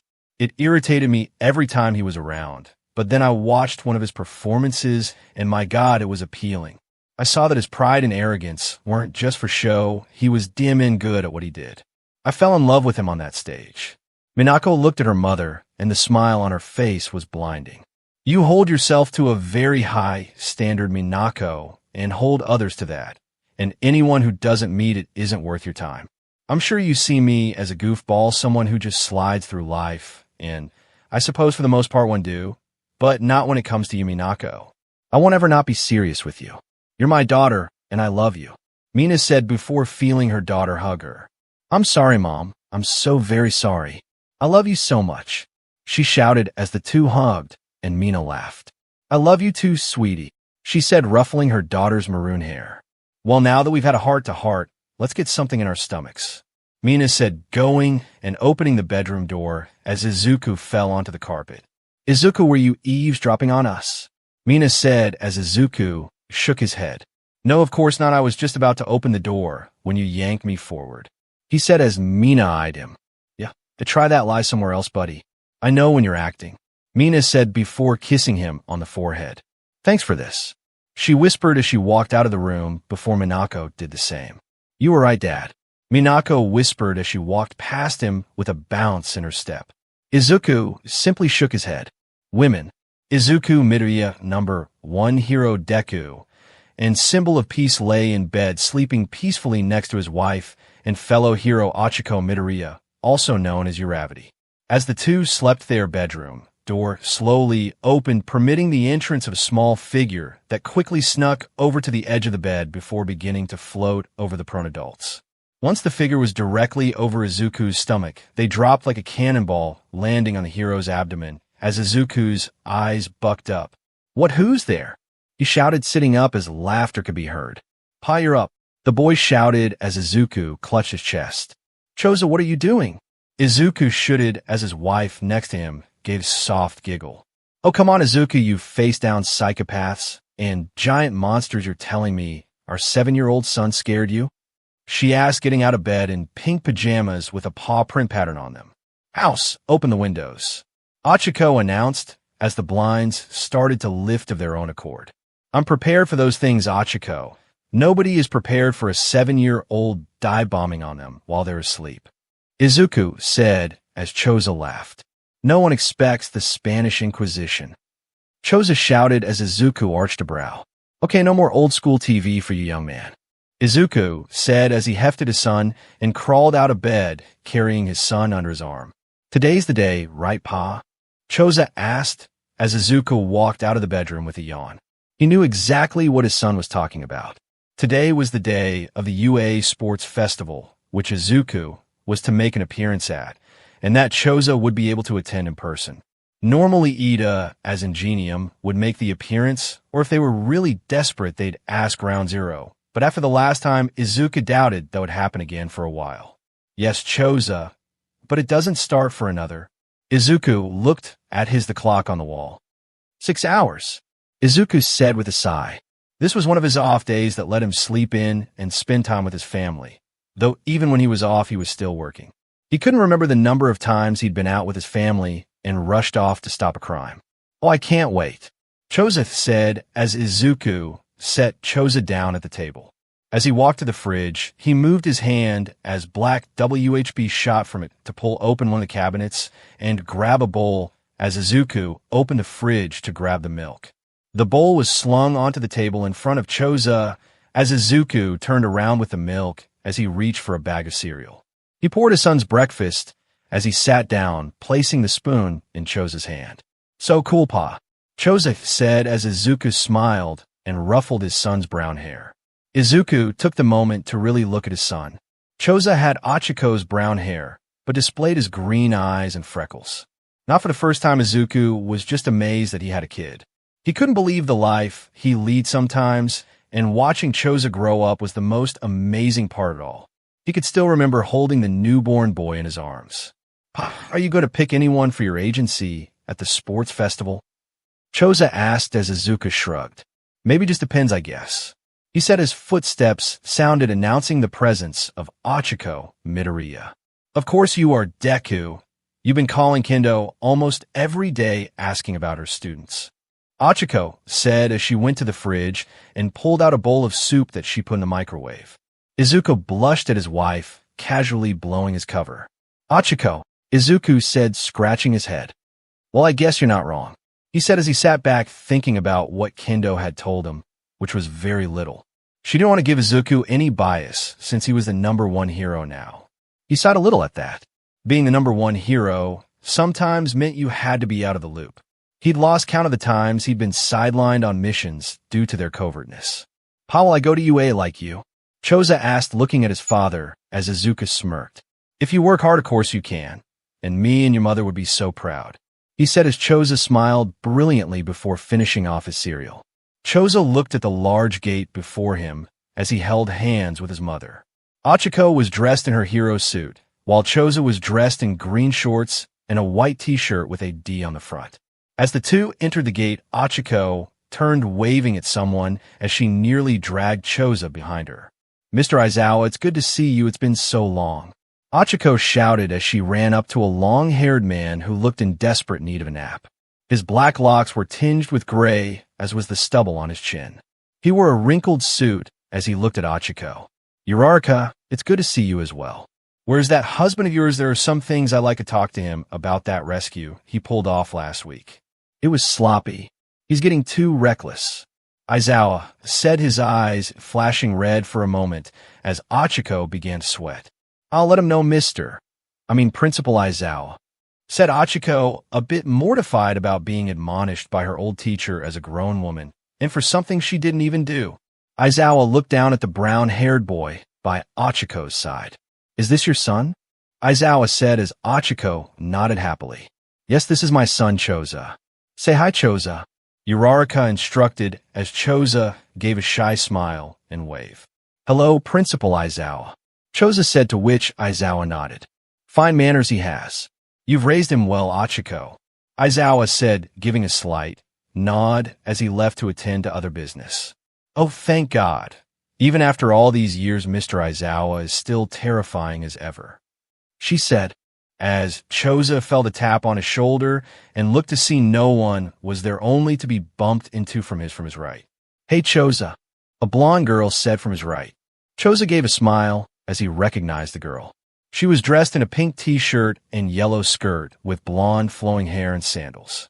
"Oh, hi, Matoka," Choza said as the blonde girl gave a smile only to be joined by her parents, Masahiro Ojiro and Toru Hagakure. "So this is where you got to Matoka," Ojiro said as he looked to Achiko. "Hello, Achiko," Ojiro said only to be outdone by his wife, who hugged Achiko. "Achiko, it's so good to see you. How'd you been?" Toru said as Achiko giggled before giving the scoop on her latest activities. As the adults spoke, they were joined by more familiar faces. "Hey, look who it is," shouted Kirishima as he walked up with Mina and their daughter Sheena. Sheena had deep red hair similar to her father's pink skin like her mother and a pair of 5-inch alabaster horns above her red hair. She was dressed in jeans and a muscle shirt similar to what her father wore and sneakers. "Matoka, Choza, you're here too. This is so cool. I thought I was going to be the only kid here," said Sheena. "Oh yeah, I hear your dad is going to be doing the opening for the sports festival. That must be awesome. I bet you have a box seat or something, hun?" Sheena asked as Choza shrugged. "I don't know, I just can't wait to see all the cool quirks out there," Choza said as the group of adults and children made their way to the stadium before breaking off into their seats. Choza and Achiko made their way up to a box seat and opened the door to see yet another pair of familiar faces. Shoto Todoroki and his wife Momo Yaoyorozu. "Shoto, Momo, I wasn't expecting to see you here," Achiko said as Shoto gave a nod. "I didn't think we would make it either, but things suddenly quieted down, giving us a rare chance to catch the sports festival. I'm hoping to procure a few students for my agency," Shoto said as Achiko scoffed. "Yeah, right, Shoto, you're the number 2 hero kids are going to be lining up around the block to work at your agency. And you, Momo, did the world of big business take a breather too?" Achiko asked as she sat in one of the open seats. "Well, the sports festival caters to one and all. I decided to take a look, see if there are any young geniuses in the support or business courses." Achiko nodded at Momo's explanation. As the adults talked, Choza walked over to the other occupant of the room, a boy about the age of Choza, with red and black hair split down the middle. He was dressed in shorts and dress shoes with a button-down shirt. He cast his blue eyes over to Choza. "Choza," Rinji Todoroki said as Choza gave a small wave. "Hey, Rinji, your parents got to come to the festival too, I see." Rinji gave a nod. "Yes, father and mother made many assurances that we would be able to come here as a family, though I can't say I feel all that treated," he said, looking at his parents chatting with Achiko. "Ladies and gentlemen, welcome to the UA Sports Festival. I hope all of you are ready to have your socks blown off by our talented students. But before we begin, I would like you all to give a special welcome to Deku," shouted an aged, but still vivacious, present mic, as in the sky a green streak zoomed over the stadium, creating a sonic boom before entering the stadium. There stood the number 1 hero Deku in his green and black bodysuit, as his cape fluttered behind him. Deku stood up straight, presenting his glorious smile to the crowd.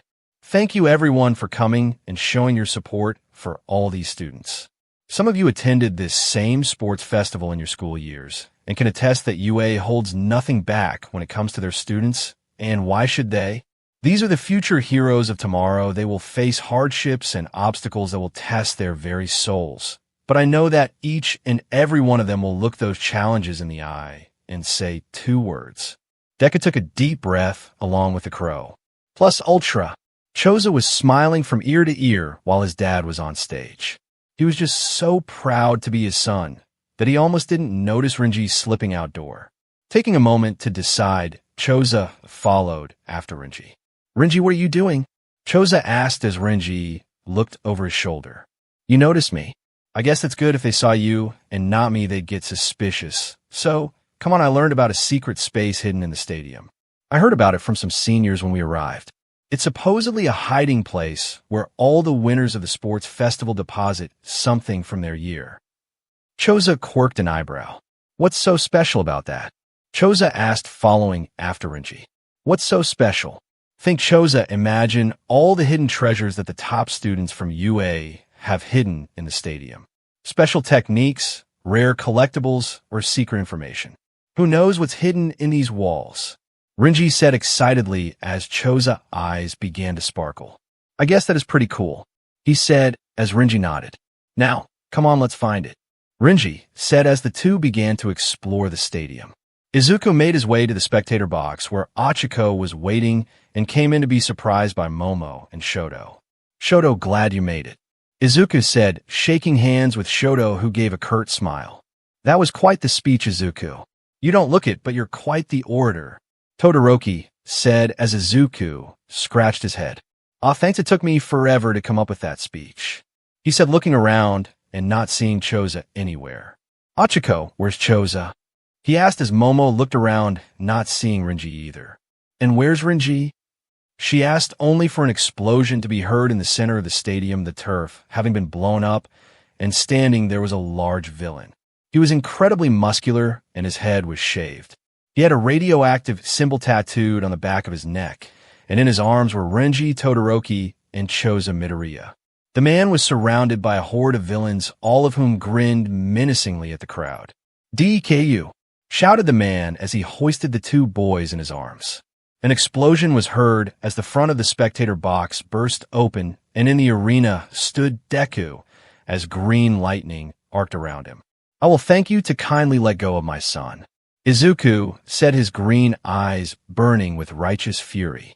The villain laughed. My name is Shock Zone, and I have no interest in these pathetic wastes of space. I'm here for you, and only you, symbol of peace. It has come to my attention that you have weakened over the years. You are no longer the overwhelming force you once were, and I will not stand for it. The cause of this is simple, it's this thing here. The villain growled, hoisting Choza by the collar of his shirt. And that slot there, he said, pointing at Achiko. They've made you weak, but don't worry, I'm here to help you get back to the hero you once were. Deku growled as he clenched his fist. The smile he always wore was gone and replaced by a rictus of anger. I will release your son and this boy here if you can survive my army and reach me.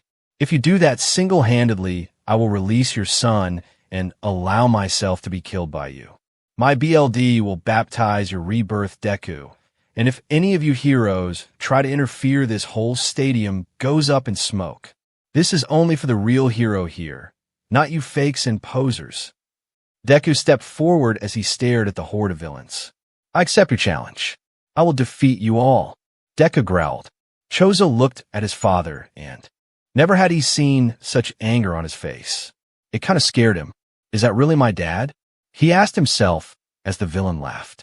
Good, well, you heard him in. Go forth, he shouted as the army of villains ran forward, pounding across the field as Deku slowly walked forward as green lightning arced around him.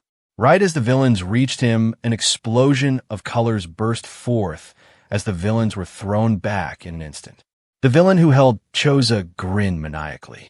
Yes, YSSS, he shouted as Deku appeared in front of him. Choza and Renji were dropped to the ground as the villain reared back. This is the hero I want, the unstoppable force that is Deku. The villain punched, but his arm crumpled in midair as Deku's hand moved at his side, covered in BLD Shock Zone, fell to his knees looking at his destroyed limb. But even through the intense pain, he laughed and smiled. You punched my arm, destroying it before I could even activate my vibration quirk. I knew you needed this. This is your power, Deku. Now, do it, kill me, Shock Zone said, throwing his arms wide before Izuku gripped him by the neck. You kidnapped my son and threatened the lives of everyone here. You did all of this for a fight, Deku shouted as Shock Zone frowned and shook his head. I did all this for you. You were weak. That family of yours was nothing more than weights dragging you down to a human level when you are a god. I needed you to see that you didn't need them or anyone. You're not meant to be shackled. Let all your power run will dash. Deku's fist slammed into Shock Zone's face as the villain flew back into the side of the arena, his body embedded in the concrete. You're wrong, shouted Izuku as he turned to his son. My family and friends make me stronger than I've ever been. I won't let you or anyone else take them from me. Choza looked at his dad as he picked him up in his arms. The sports festival would have to be postponed after everything that happened, and so the bombs could be removed, but everyone was assured that things would resume tomorrow. Choza stood in front of his mother as Achiko assailed him with her disappointment and worry about him just wandering off without her permission or supervision. He was told that Renji would be getting the same. Achiko left Choza's room, leaving the little boy to stew on the events of today. He heard his bedroom door open and thought his mother would be making an encore appearance, but instead it was his dad. "Hey, Choza," Izuku said, coming to sit at his son's side. "Your mother was in rare form today. I haven't seen her that emotional since she was PRGNT with you," he said, smiling softly. "Don't take it too hard, she was just worried," Izuku said, rubbing Choza's hair as his son leaned against him and gave a sniffle. "I didn't want to cry in front of Mom," Choza said as Izuku felt moisture sinking into his t-shirt. The boy must have been terrified of what was going, and Izuku couldn't blame him. But the fact that Choza held in his worries and fears until now spoke volumes. "That was really brave of you.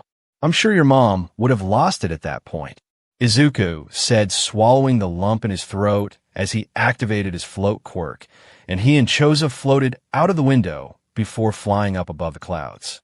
"Now you can let it out, and no one will hear you," Izuku said as he cradled his crying son. "It's okay, Choza. I won't let anyone hurt you. That's a promise," Izuku whispered, holding his head against his son's so Choza wouldn't see the tears in his own eyes. He'd been so worried and scared that he wouldn't be able to save his son, but thankfully everything had turned out all right. Heroes from around the world were making their way to one place, and that place was Island for the yearly Expo. The main attraction of the expo was the man holding it this year, Izuku Midoriya, the young genius, said to be the successor to David Shield, in more ways than one, having married his daughter. The young genius was famous the world over for being a humanitarian through and through. Izuku didn't build support items for heroes, instead supporting the police force with his grand inventions and building new medical equipment to aid in surgery. In all his years as an inventor, Izuku had never built a weapon. He was responsible for dropping the officer mortality rate lower than it's been in decades, as well as raising the success rate for some of the riskiest surgeries. So it was no wonder that many of the attendees here were cops and doctors from around the world. The attendees took their seats as Izuku walked onto the stage. He was dressed in a black suit with an emerald green tie that matched his hair and eyes. "Ladies and gentlemen, thank you for making the trip to Island once again, and thank you for keeping the lights on for us for another month. I tell you, science isn't cheap," he said to the laughter of the crowd. "But in all seriousness, my wife and I do thank you for coming all this way," he said, giving a modest bow. "There are a lot of bright minds on this island, and I hope you give them a chance to wow and astound you with their inventions. This expo means the world to me personally. It was at an expo like this that I was given the chance of a lifetime by David Shield to study and learn under one of the greatest minds of our time," Izuku said. "Now then, before the waterworks start, let me give you a taste of what I've been working on, because obviously this is all one big chance for me to show off as well," Izuku said, getting another laugh from the crowd as he waved to the side, and a large man came out with a minigun, which led many to gasp and several heroes to stand. Hold on, everyone, I assure you that you are all completely safe. This is my assistant, and he's here to demonstrate my latest invention," Izuku said before looking at his assistant. "I know I said get the biggest gun you could carry, Clyde, but I think the Americans are going to miss their railgun," he said with a chuckle before raising his hand palm out. "Okay, enough comedy, let her rip, Clyde," Izuku said as his assistant pulled the trigger of the gun as it began to spin before spitting out bullets.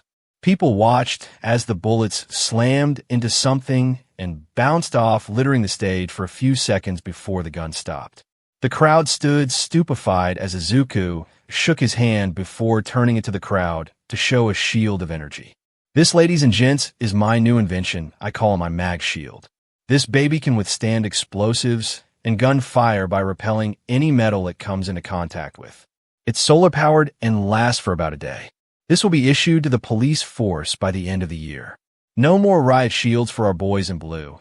No more bulletproof vests that leave you with broken bones and bruised organs, everyone," he said with a smile as he held out his hands. Make sure this is on your Christmas list," he said as the entire room burst into applause.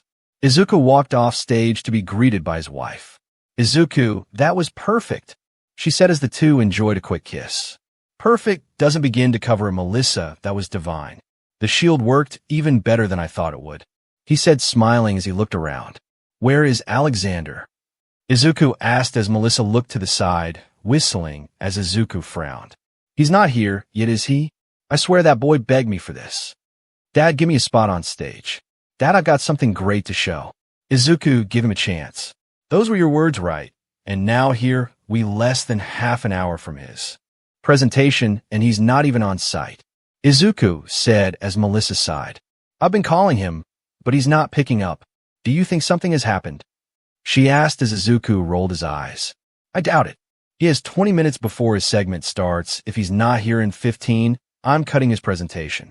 This is ridiculous," Izuku said as Melissa crossed her arms. "Excuse me. If I recall, there was a certain green-haired student that was never on time for class and nearly flunked out from tardiness, if memory serves," Melissa said as Izuku looked over his shoulder and smiled before cupping her chin. "First of all, I was smarter than any of our teachers we both were. And secondly, how else was I supposed to get you attention?" he asked, stroking her chin before going off to check on something. "He thinks he's so smooth." Melissa huffed before smiling and blushing before pulling out her phone and trying to call her son again. "Pick up Lex," she said. Alexander Midoriya heard his cell go off in the corner and looked up with his face hidden behind a welder's mask. "I heard you the first time, Mom," he said, pulling up the mask and looked at the nearest clock. "About 20 minutes. I've still got time, though I should probably leave sooner.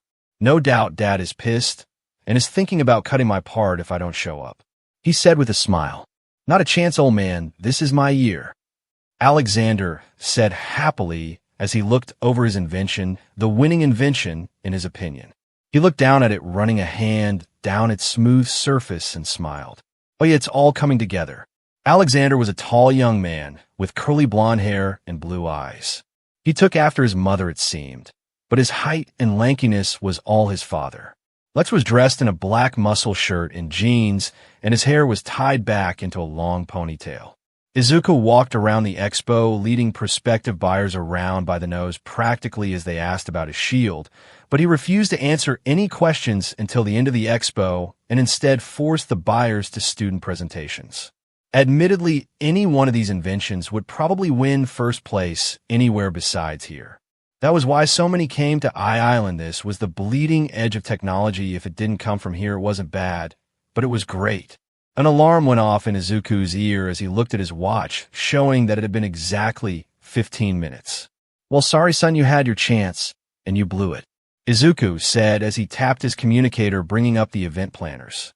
Strike Alexander from the least dashed it. All of a sudden, there was a sonic boom that rocked the venue slightly, as something flew through the sky, performing loops and corkscrews before careening down on a stage and landed in a kneeling position before coming to its full height. The object in question was a man in a skin-tight suit that conformed to the wearer. It was predominantly black with a green W on the front of the suit. "Ladies and gentlemen, I present tonight's main attraction." "Me," shouted Alexander as he pulled the face mask off to reveal his face. Izuku looked at his son on stage in a suit of high-tech armor suit.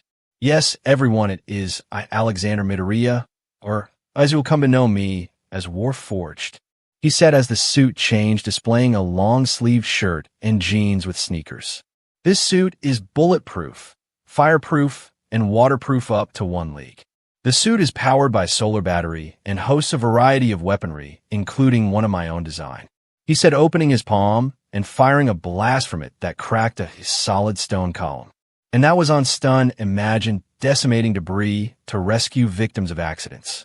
As you see, this suit comes equipped with a cloaking mechanism and can mimic any fabric or just turn you invisible," Alexander said as his body disappeared, leaving a floating head to continue speaking. "This suit augments all my physical abilities by 10 with the help of servo motors that puts no extraneous effort on me. The suit is controlled by synaptic responses, which means this baby moves as fast as my mind," he said with a smile. Izuku walked forward towards the stage as his son showed off more aspects of his suit, until Izuku stepped on stage and stood in front of his son before turning to face the crowd. Ladies and gentlemen, I hope you all enjoyed this sneak peek of my son's ingenuity, but that will be all for now, he said before turning to his son with a disappointed glare. You need to talk right now, he said angrily as he led Alexander away behind the stage curtain. Izuku turned around to look at Alexander, who had a bit of concern on his face. Dad, what's the problem? I came on time, and I showed off a really cool invention. Why are you mad? He asked as Izuku pinched the bridge of his nose. Alexander, the first gave you a chance to present a world-changing invention, and all you did was show off another weapon. I want you to use your knowledge to better the world, not just add more things for people to hurt one another with. We have a gift, Alexander, arguably the most power ability in the world. With our minds, we steer the future of the world. Sure, we could spend our time creating weapons, but all that does is spread violence. Alexander pulled his arm away from his father and looked at him. This is always how it is with you. Nothing I do is ever good enough for you, Dad. I spent a year working on this, and everybody loved it. Why don't you? I know why. You don't want to share the spotlight. It has to be you or nobody, right?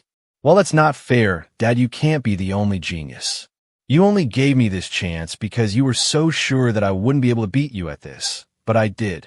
Your stupid shield can't compare to my armor, and you know it, Alexander said before blasting the rockets on his boots and left through the nearest skylight. Izuku facepalmed and turned around, nearly running into Melissa. Melissa, I dashed. Melissa shook her head. No, Izuku, you need to talk with your son. I'll handle the expo. Contrary to what you think, I'm quite the show woman, she said, straightening her lab coat.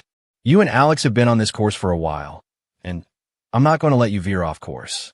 You two are so alike it's kind of scary. I sometimes wonder if you just cloned yourself and used me as a surrogate, she said with a laugh as Izuku laughed. Oh, come on, if I did that, I would have just went full test tube baby and saved money on all those dinners, he said with a slight chuckle before seeing the look on Melissa's face. I'm joking. Thank you for giving BRTH to our child, he said, wiping a bead of sweat from his forehead before running out of the venue. Melissa scratched her nose. Damn right, thank you. 12 hours of LBR. You should be throwing me a parade, she said, walking back out to the audience. Izuku looked around for signs of his son before face-palming once again.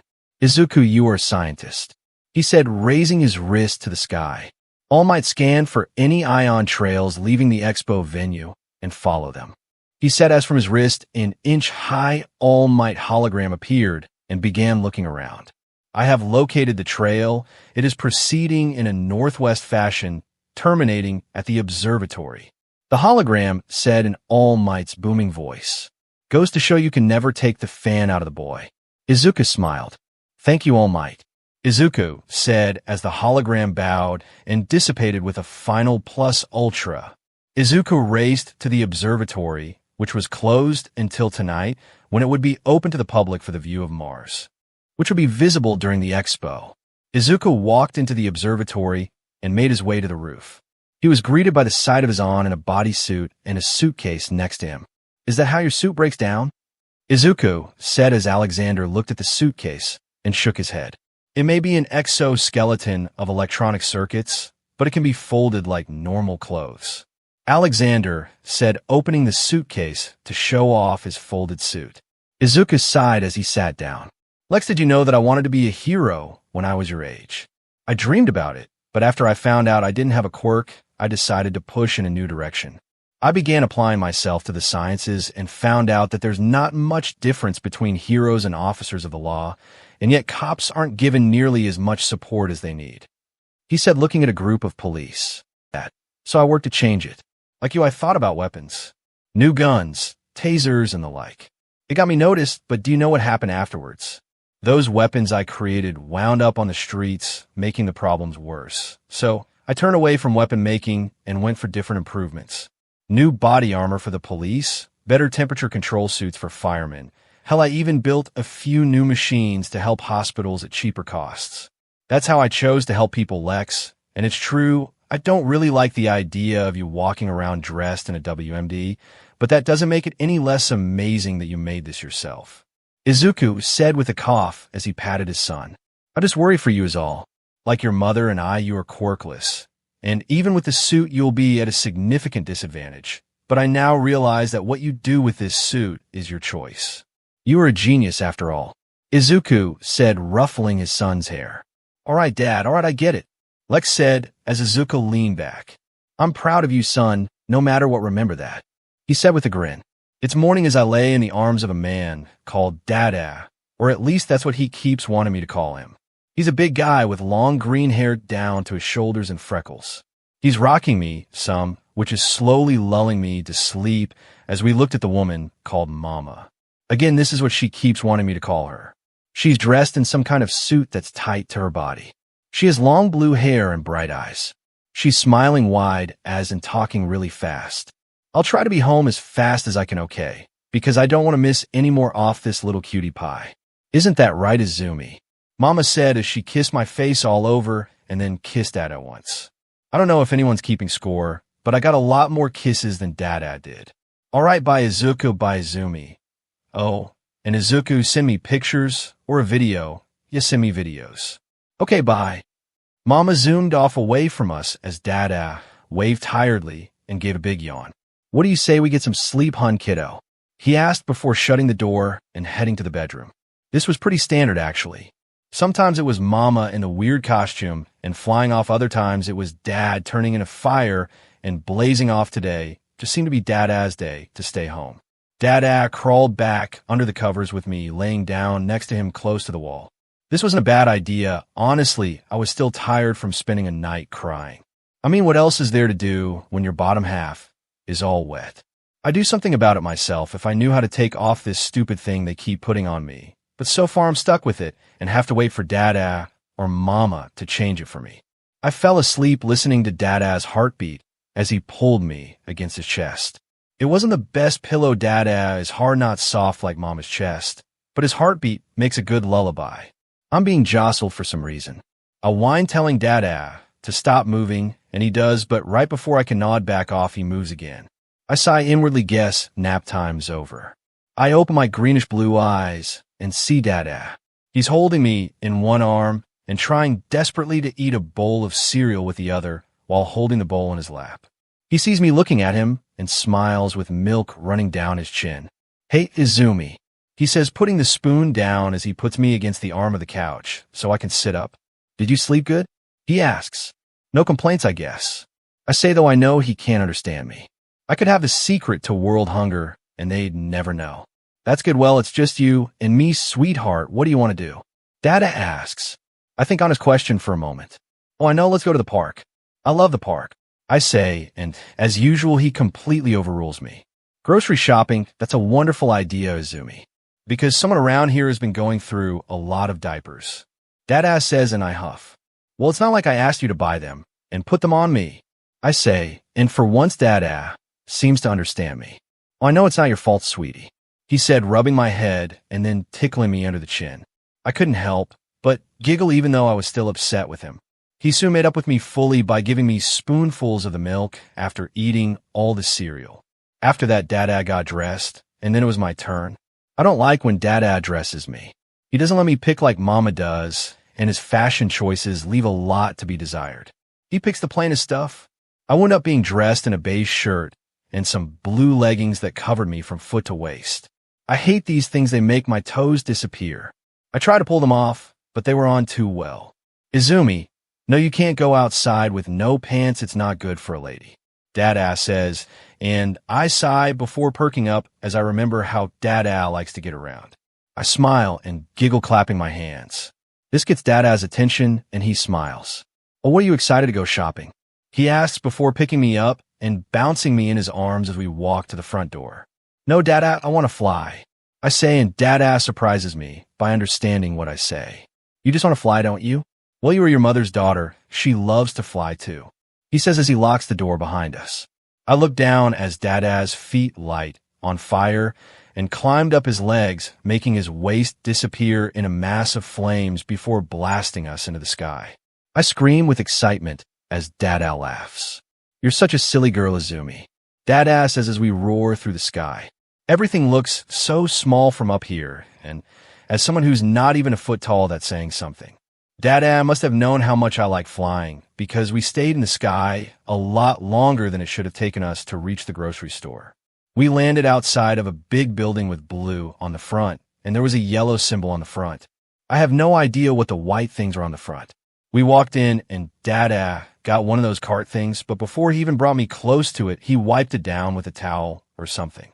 I groaned internally, whatever those things, or they make the cart smell weird. And Dad used like 3 of them. He placed me in the cart, and we were off. I looked around at all the stuff as Dad put things into the cart. I recognized some things like those cup things. They had applesauce in them. Me and Mama loved those. Then things got cold as we got ice cream. Dada began laughing as he picked up one of the ice cream pints. "Oh man, how did Ben and Jerry get Todoroki to do this?" he asked, looking at the ice cream. On the front was a man with white and red hair, and he was holding a flaming cherry in his left hand and a frozen vanilla bean in the other. "Spicy cherry vanilla," he said with a laugh as he took out his phone and took a photo before sending it to someone. He placed the pint in the cart. I have no idea why that was so funny, but I liked watching Dada laugh. Finally, we went to the dreaded diaper section. I sighed. It was like picking out your own HND-CFFS. Dada picked up a few different brands. "Look at that, they have Uravity and Froppy on diapers. I guess it fits," he said before holding up each one to me. "All right, Izumi Froppy or Uravity?" he asked. At least this time, I recognized who was on these. I looked back and forth from the pink to the green, and after careful consideration, I slapped my left hand on the railing. "Uravity," I said as Dada nodded and grabbed several packs of the Uravity diapers. "You know what? I should take a picture," he said before handing me a pack of diapers. "Hold this for Daddy, okay, Izumi?" Dada said as I looked at the diapers, holding onto them as tight as I could. "Look at Dada, Izumi," Dada said, getting my attention right before a flash went off as Dada took my picture and then sent it off to Nijire and Uravity. "Your cutest fan." Izuku set out his text before sending it to Uravity. "I think that's it, Izumi, let's head home," he said as we went to the checkout, but things didn't go as planned. We were about to check out when someone screamed. Dada looked away from me and zeroed in on what the issue was. Apparently, some guy was running in the store with a lot of green paper in his arms. Even I know that's dangerous, he could trip, and my dad was not happy about that. I saw my goofy dad change into a more serious version of himself. He turned to the nearest cashier. "Watch her," he commanded as the cashier jumped to attention. "Why, yes, sir," the cashier shouted as Dad ran off. Dad turned in a fire and flew in front of the guy, bursting back to normal. I couldn't hear what Dad said, but apparently the guy didn't want to be punished and fell to his knees. Nobody wants to get a spanking. I thought to myself as the guy was taken away, and everyone clapped for my Dada. "Man, Inferno is the coolest," my new babysitter said. I have no idea who he was talking about, but my Dada was awesome. Dada walked over to my temporary babysitter to pick me back up. "Oh, thank you, Inferno. We would have had no way to stop that villain," the store manager said as people crowded around Dada and I. No problem, it's my job," he said before fishing in his pocket for his bank card. "Now, just let me pay for these, and I'll be on my way," Dada said, only for the manager to push his hand away. "We couldn't think about it, sir. Please take your purchases and our humble thanks," the manager said, bowing as my Dada looked at him and then his card as if confused before giving a small smile. Thank you," Dada said as he walked out of the store, stopping to give an autograph here or there before rocketing the two of us into the air again. We came back home, and Dada put me down on the floor, leaving me to my own devices while he put everything away. This was my chance. I was free to do as I pleased. The day continued like that for me, and Dada, after a while, Mama returned and scooped me up as she floated around the house. "Did you have fun today, Izumi? Mama missed you so much," Mama said, squeezing me to her chest as Dada sat on the couch with a smile as Mama floated the two of us into his lap. "So I hear you had time to babysit and be a hero, stopping a robbery at the market. Is there nothing you can't do?" she asked, pinching his cheek as Dada blushed. "I do what I can," Dada said as Mama giggled before looking at Izumi. "Izumi, what do you think? Can your mama pick him? Or can she pick him?" Nijire said as I looked between the two of them. You know this deserves a real response, but what should I say? We're talking about Dada, so... Dada, I said with a giggle as both Mama and Dada looked at me in shock. Mama's eyes rolled to Izuku. That's not fair, Izuku, what did you do? Why'd she say your name first? Mama asked heatedly as she poked Dada, causing him to laugh as he confessed to doing nothing special. Mama and Dada are so funny. I thought to myself as I watched them. It was the school festival of UA High School. The place was in full swing, but no course was more fired up than the support course. This was their time to shine, and they intended to take full advantage of the opportunity. Every support course member was in a building frenzy, but none could come close to the manic energy produced by the unofficial leader of the support course, Mizuki Midoriya. This girl with her auburn hair tied back into a singular ponytail was hard at work in a CRP top and jeans. Her eyes were zeroed in on her invention. This is totally gonna knock my parents' socks off, she said with a proud grin that inspired her fellow classmates. Man, she's really fired up. Hey, have you seen Mr. Power Loader? One girl asked. A cross-campus Power Loader was in the Principal Nizu's office. You can't be serious about having the two of them here. I don't know if the school can survive it. Power Loader shouted as Nizu smiled gently. Come now, Power Loader, it can't be that bad. Besides, you should be happy to see your former students. Nizu said as Power Loader shook his head. I'm telling you this now, Nizu, if you have all the two of them in one place, there's no telling how much damage they'll wreak. Trust me, I know. I was their teacher. Power Loader said, but knew it was no use. Nizu had already made up his mind, so the best he could do was offer a compromise. At least have them followed and surveilled, if not for me, then for the hundreds of other people here. Power Loader stressed as Nizu sighed. Fine, I'll have them chaperoned, he said, shaking his head. Honestly, Power Loader, I'm shocked you have so little faith in you. An explosion sounded near the front gate of UA as Power Loader shook his head. It's too late, he whispered. Standing at the epicenter of the smoke cloud stood the top couple in support items, Izuku and Mei Midoriya. Izuku coughed, waved smoke from his face as he combed his long, shaggy green hair from his face. Okay, so maybe my new battery was too much of the cotton candy machine, but it's not like your infrared probe did much better on the corn dogs, Izuku said as Mei wiped pieces of exploded franks and batter from her lab coat. Izuku was dressed in a t-shirt and shorts covered by a lab coat and sneakers. His hair was long and kept back in a messy ponytail. He had stubble on his face and the lab coat was wrinkled. Touché, husband, but the day is far from over, Mei said, smiling at Izuku with a competitive gleam in her eyes that was mirrored by her husband.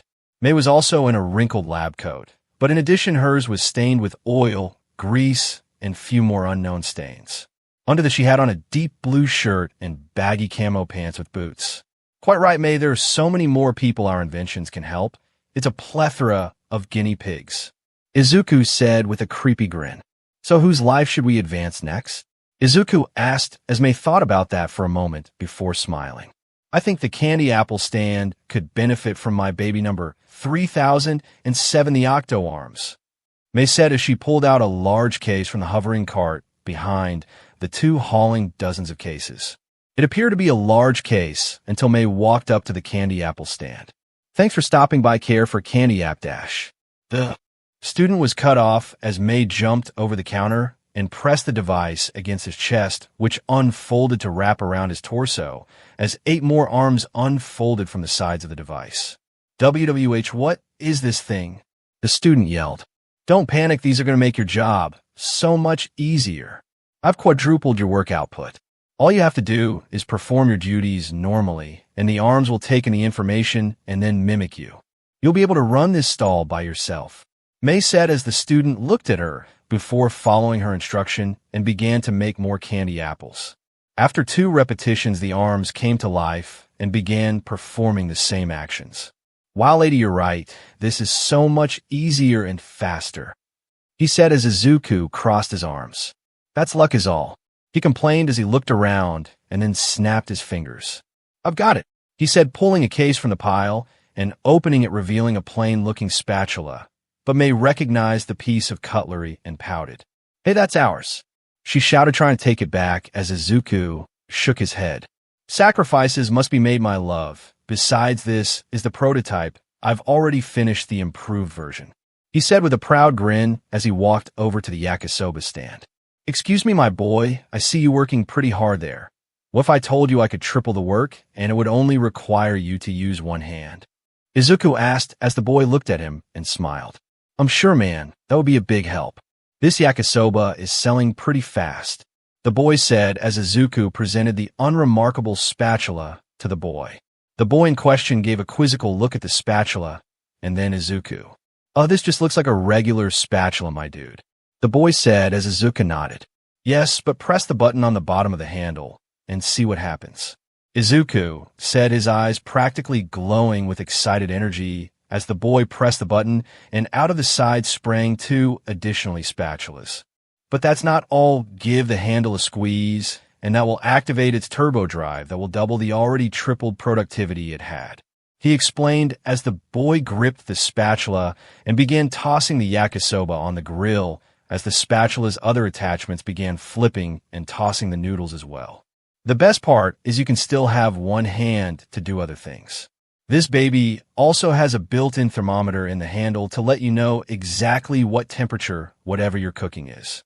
The surface is resistant to heats well above what any stovetop can produce.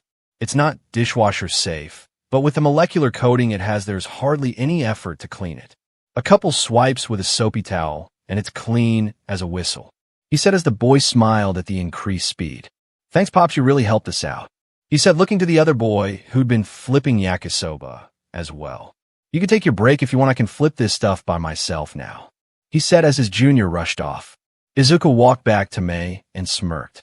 And even better about that little invention is that it's not nearly as bulky as the octopack you have that poor boy wearing, Izuku said as Mei grinned angrily. You're going down, Izuku? We have about an hour before Mizuki's presentation. Let's see who's the better science type, Mei said as the two began passing out invention after invention through the festival. Where the hell are they? Power Loader said, looking around before Eraserhead pointed out the various gadgets. I think we can just follow the trail they left, he said as the two teachers walked through the festival marveling at the various gadgetry. Mizuku looked at the field where her darling creation would be debuting. Their presentation was far too big for any of the gyms, so they petitioned for the arena where the sports festival is usually held. Yes, this will work out just fine indeed, she said as several students started bringing in large barrels. Just set those around the perimeter, she said as others came into the stadium. Mizuki, is everything ready? A girl asked as Mizuki smiled. Don't worry, I've got everything under control. Just have everyone in position, she said as students in costume took place on stage. This will be for the record books, Mizuki said as she went into one of the corridors leading to the waiting rooms and placed a headset on her forehead. Izuku was panting as he took a seat in the large auditorium next to Mei. You know I won, right? He said as Mei huffed.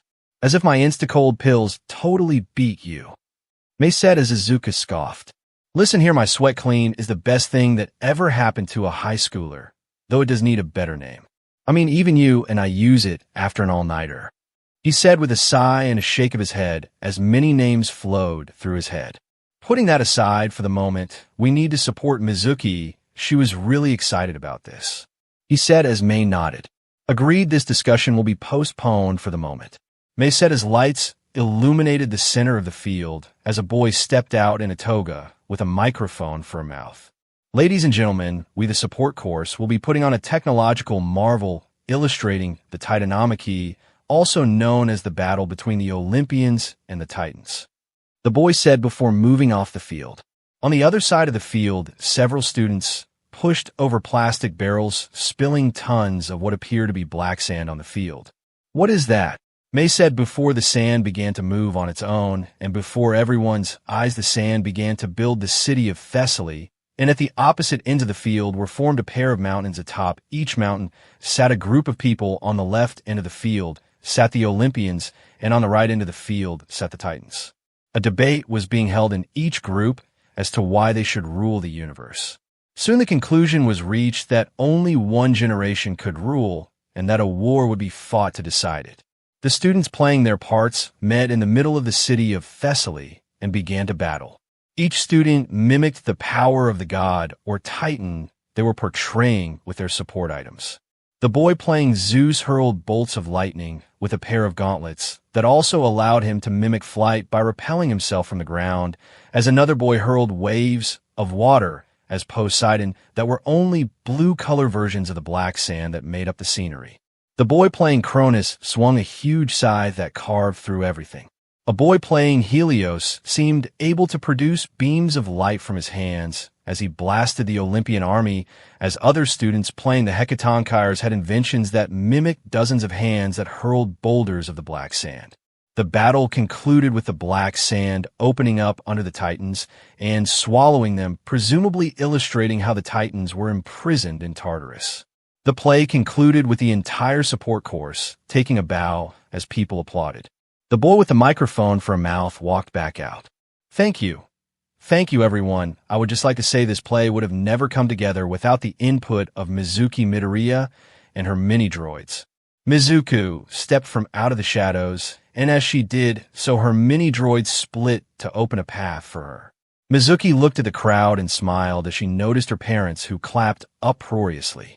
There was a pause between the next showing, which allowed Mei and Izuku to speak with Mizuki. So this is what you've been working on, is it? Izuku asked as he inspected a handful of mini-droids. And you say this headset controls every single one? He asked as Mizuki nodded.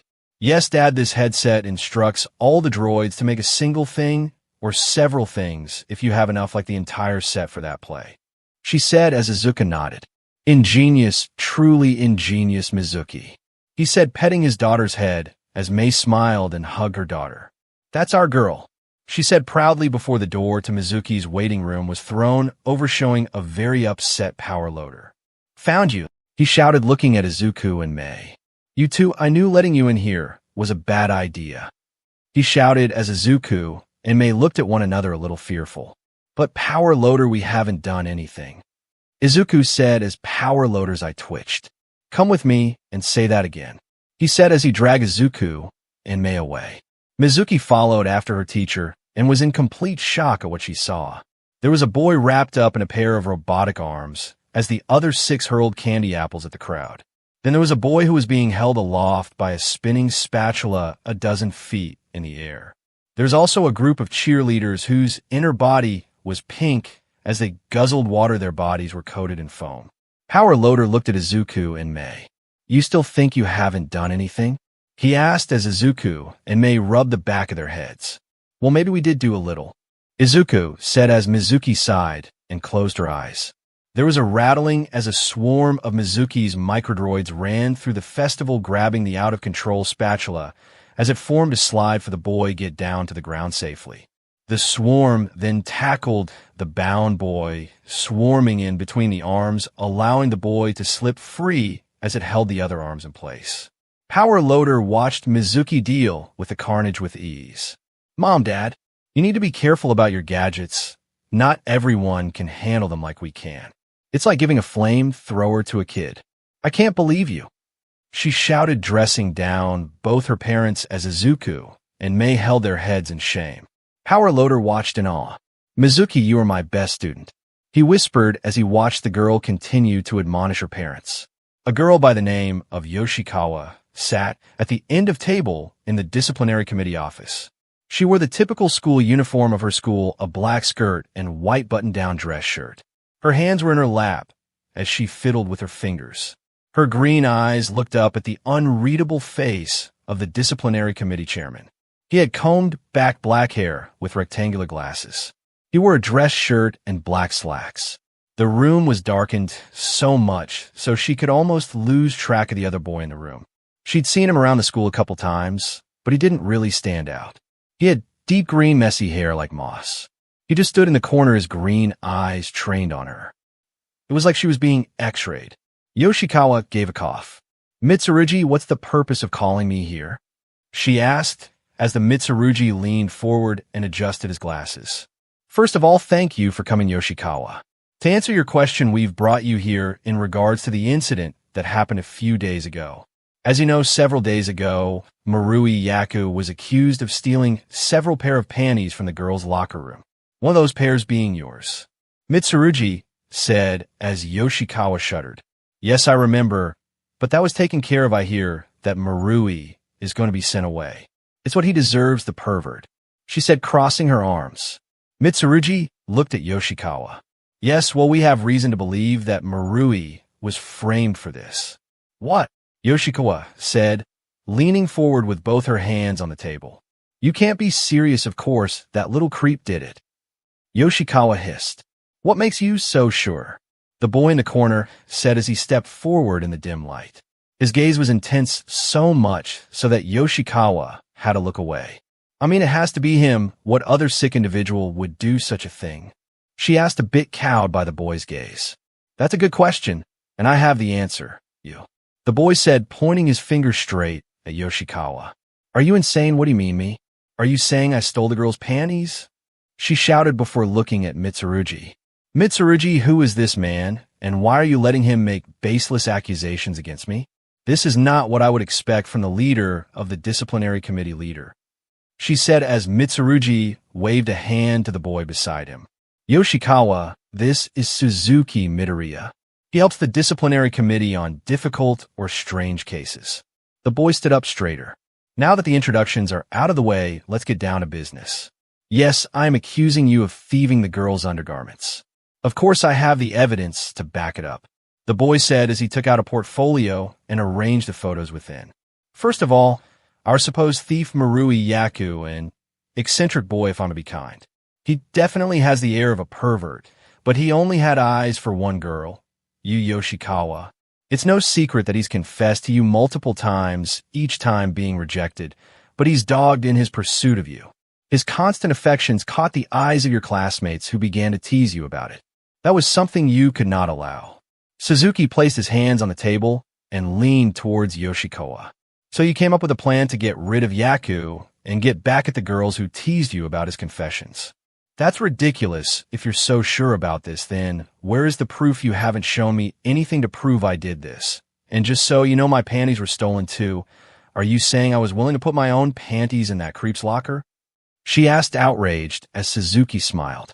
Since you brought it up, no, I don't think you put your panties in Yaku's locker, because the panties you said were yours weren't, said Suzuki as Yoshikawa leaned back. Excuse me, I think I would know my own panties, she said as Suzuki nodded. Of course you would. After all, at the crime scene you said that the panties found were your favorite pair, which is something a number of girls corroborated. Now here's where I prove those panties weren't yours. You see, if in fact that pair of strawberry striped panties were your favorite pair, they would have much more wear and tear. Clothes suffer damage in the wash over time, and the more you wear them, the more you wind up washing them. Yet the pair found weren't faded. The waistband wasn't frayed, nothing. Even if you had bought the pair recently, there would be some indication they'd been worn at least once. It's as if the pair found in the locker were bought just to be put there. That's some flimsy evidence, wouldn't you say? Mitsurugi, is he really someone you trust with these complicated cases? She asked with a smirk. Suzuki took it in stride and smiled. Mitsurugi shrugged. He hasn't done anything to prove otherwise, Mitsurugi stated as he looked at Suzuki. Yet, I know a single piece of evidence does not a conviction make, but I have more. Second piece of evidence, I posited that you did this because you wanted Yaku gone and to get back at the girls who teased you. There were several pairs of panties found outside of Yaku's locker. These were what lead to Yaku's locker being opened. Those panties belonged to each of the girls who teased you the most about Yaku's obsession. Of course, this would be completely mortifying. They wouldn't be able to go around the school without everyone seeing their panties in their mind's eye. Yaku is not the smartest person in school. That honor belongs to yours truly, Suzuki said, placing a hand on his chest. Still, he's not so much of an imbecile that he'd leave a trail back to his stash. Furthermore, I've asked around to see if any other girl had problems with Yaku, and the shocking thing was that Yaku was a complete pervert up until this year. As soon as he laid eyes on you, his advances and perverse behavior towards other girls stopped. So why would a die-hard Yoshikawa addict steal anybody else's panties but yours? And before you say to cover his tracks, then why go so far as to stash all the panties in his locker? If he wanted to hide his scent, why not take just yours and ditch the others somewhere? Suzuki said, cutting off Yoshikawa's assault on his theory. Finally, the irrefutable evidence is that Yaku has an alibi. Suzuki said as Yoshikawa stood up. That's a lie. He never said anything about having an alibi. Suzuki smiled. Well, you see, his alibi is rather damning in and of itself. But after letting him know he might be facing lockup in a juvenile facility, he came clean. Suzuki pulled out his phone and showed the screen to Mitsurugi and Yoshikawa. What they saw was a scene of the swim club practicing their laps, and over the sound of splashing and lapping water was heavy breathing. During the time of the crime, Yaku was hiding in the towel bin and spying on Yoshikawa as he, for lack of a better term, pleasured himself. This video is from Yaku's phone sent directly to me. Just to be sure that this wasn't a fake, you can listen to some of the girls talking about a test she took that was scheduled for today, making the date of this video irrefutable. He is quite the library of videos of you. As if on cue, there was a low groan on screen. That's enough, Suzuki, Mitsurugi shouted as Suzuki turned off his phone and Yoshikawa fell back in her chair and covered her mouth. That's disgusting. That's his alibi? She shouted as Suzuki nodded. Of course, Yaku will face some disciplinary action for that, but he's free of the crime of panty theft, leaving you who had motive and opportunity to take the fall. So Yoshikawa, what is your alibi for the crime? Suzuki said as Yoshikawa gripped her head. I just want him gone. Everyone kept teasing me, saying I should give him a chance or how cute we'd look together. The girls just wouldn't stop. I had to do something, she shouted as Suzuki stepped back, gathering his notes, and looked at Mitsurugi as the two left the office to make way for the principal. Good work, Suzuki, Mitsurugi said as Suzuki held out his hand. My payment, Suzuki said as Mitsurugi nodded. Of course, here you are, Mitsurugi said as he handed Suzuki an envelope. As always, pleasure doing business with you, disciplinary leader, Suzuki said as he walked off. As he did so, the vice student council president came up to Mitsurugi. You pay him for this?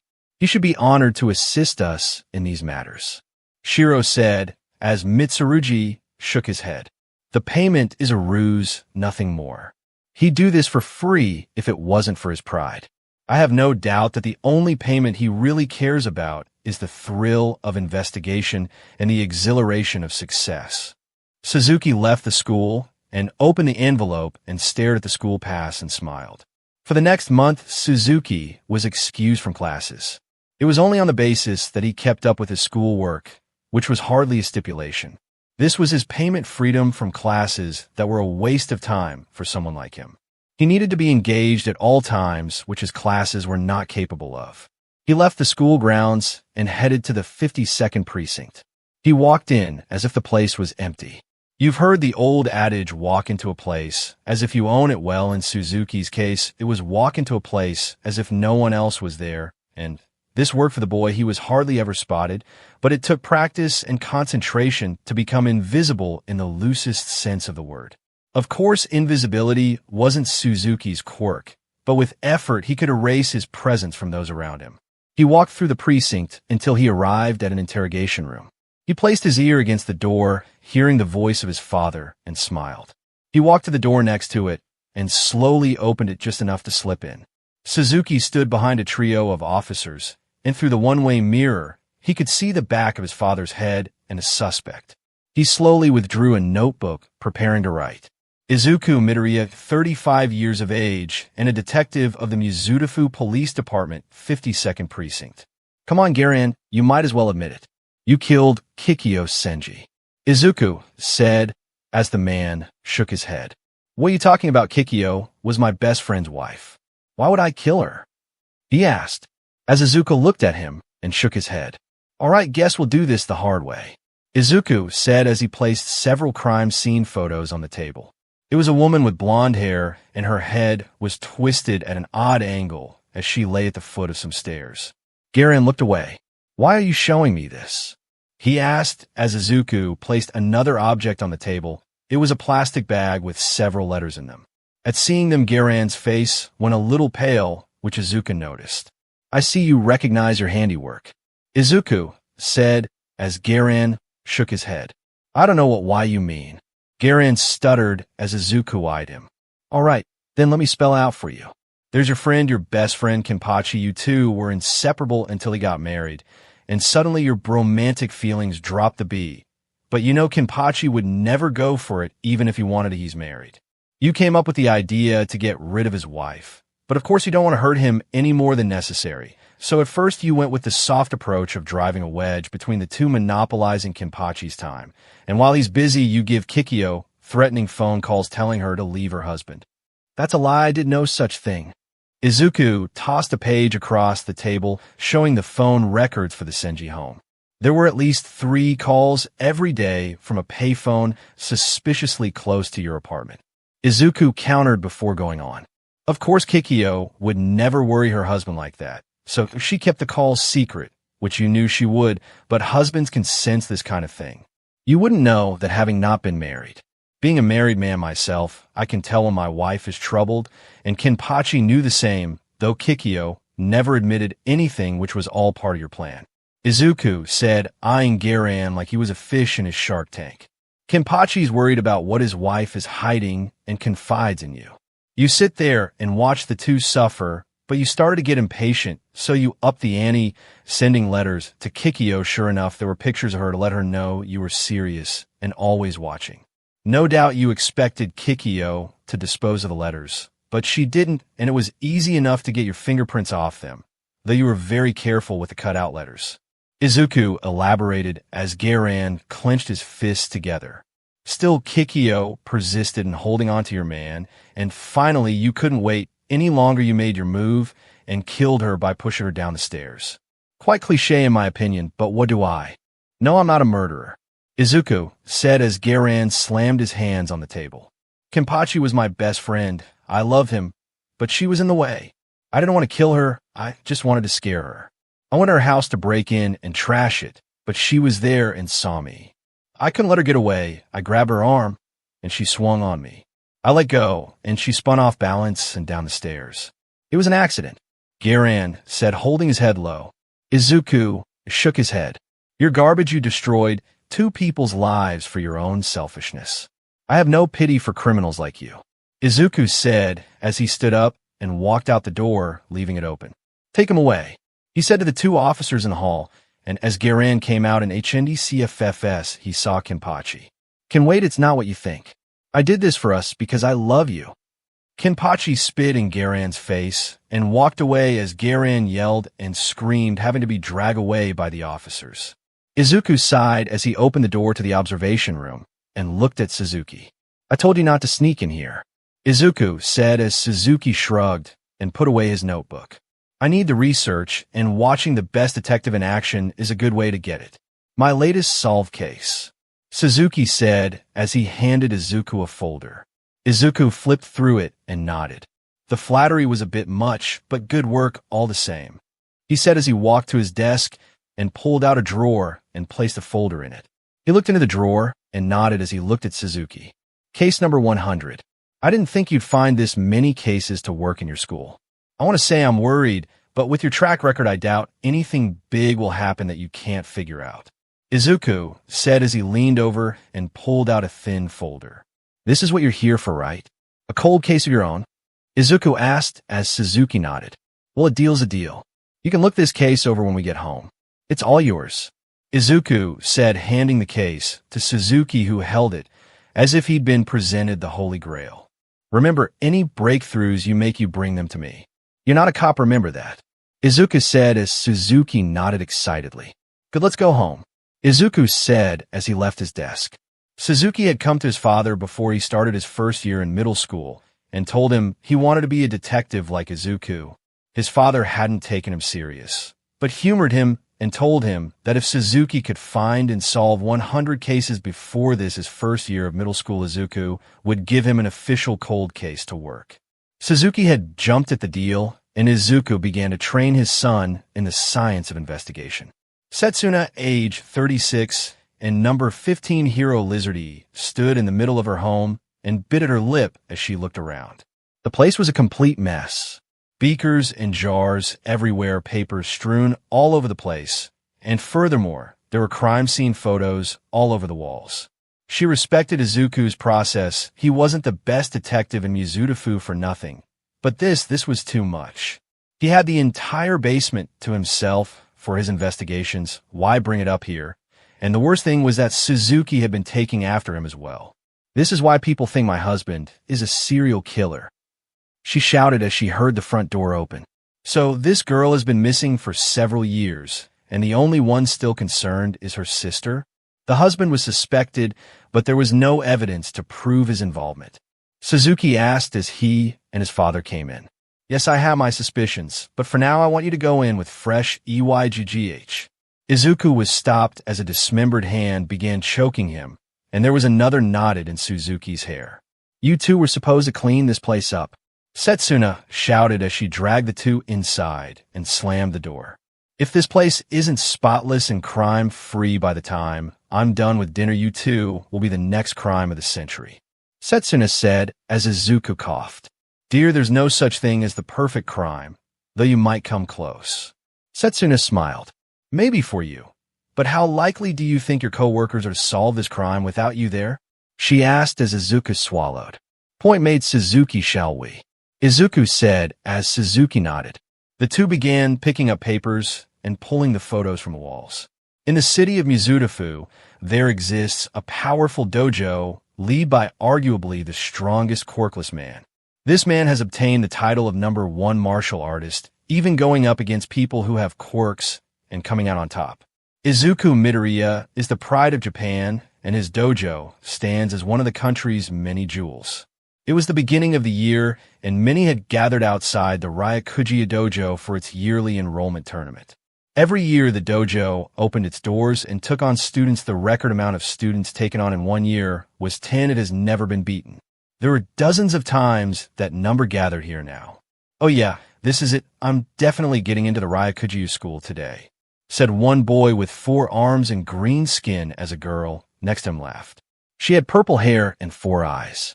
Think again, my good sir, the Ryakuji has no need for a brute such as you. This is a place of elegant style and technique, not a back alley fight club. The girl said as the 4-armed boy growled. Try saying that again to my fists. He shouted, raising his fists above his head as the doors of the dojo suddenly slammed open. Everyone looked to the empty doorway except for the 4-eyed girl and the 4-armed boy as they looked down at the figure between them. There stood a boy with bright orange hair and a streak of green down the left side. He stood in a green GI tied by a black belt. A finger was pointed at the boy and a palm outward to the girl. I would appreciate it if you didn't disrespect this dojo by fighting in the street, the boy said, glaring at the boy before looking to the girl. Please, he said with extreme cold as the boy dropped his arms. Right, sorry, he said as the girl gave a small bow. My sincerest apologies, she said as well as the boy stood up straight with a bright smile. Thank you so much for your understanding. Now everyone, my name is Itsuki Midoriya. I will be the instructor for your entrance exam. Now if you'll follow me, I will explain the parameters of your test. Itsuki said as he led everyone up the steps and into the large training room of the dojo. The test will be simple. All you have to do is grab one of these from behind me. Itsuki said, showing 10 white belts. If you can somehow get past me, and Todd dashed. There was blur as something raced past Itsuki to the case. Sorry, sucker, but I'll be taking one of those belts, shouted a girl with blonde hair and black spots in it as she blurred past Itsuki. This one's mine, she shouted as she reached for a belt only to be knocked aside and slammed against a wall. A spectral hand of glowing blue energy floated where the girl had been before disappearing.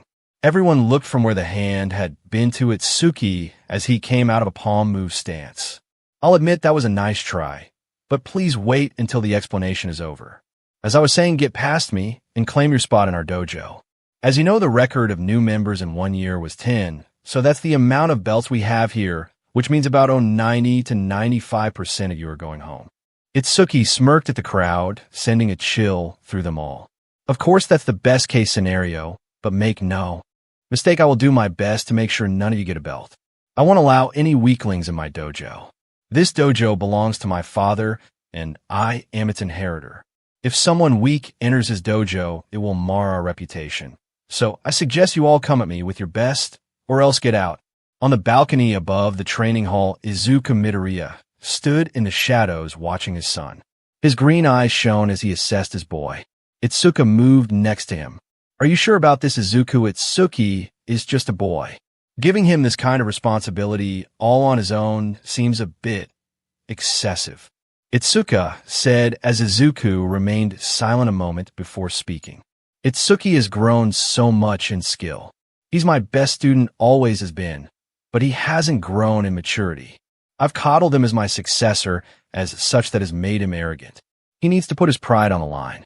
Izuku said, crossing his arms as Itsuka looked at her son and sighed.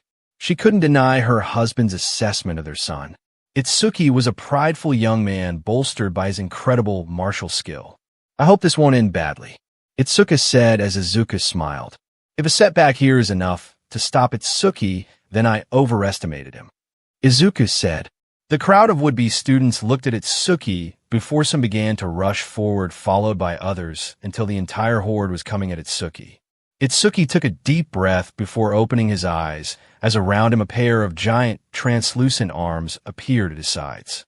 Itsuki moved his hand forward as one of the arms slammed down onto the floor, causing a ripple in the ground, knocking people to their knees, as others leapt over the shockwave before being swiped to the side by another giant hand.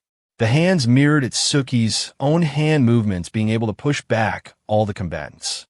This battle lasted for an hour, with many applicants just giving up after being knocked back again and again. There was only one boy left in the end as he fell to his knees.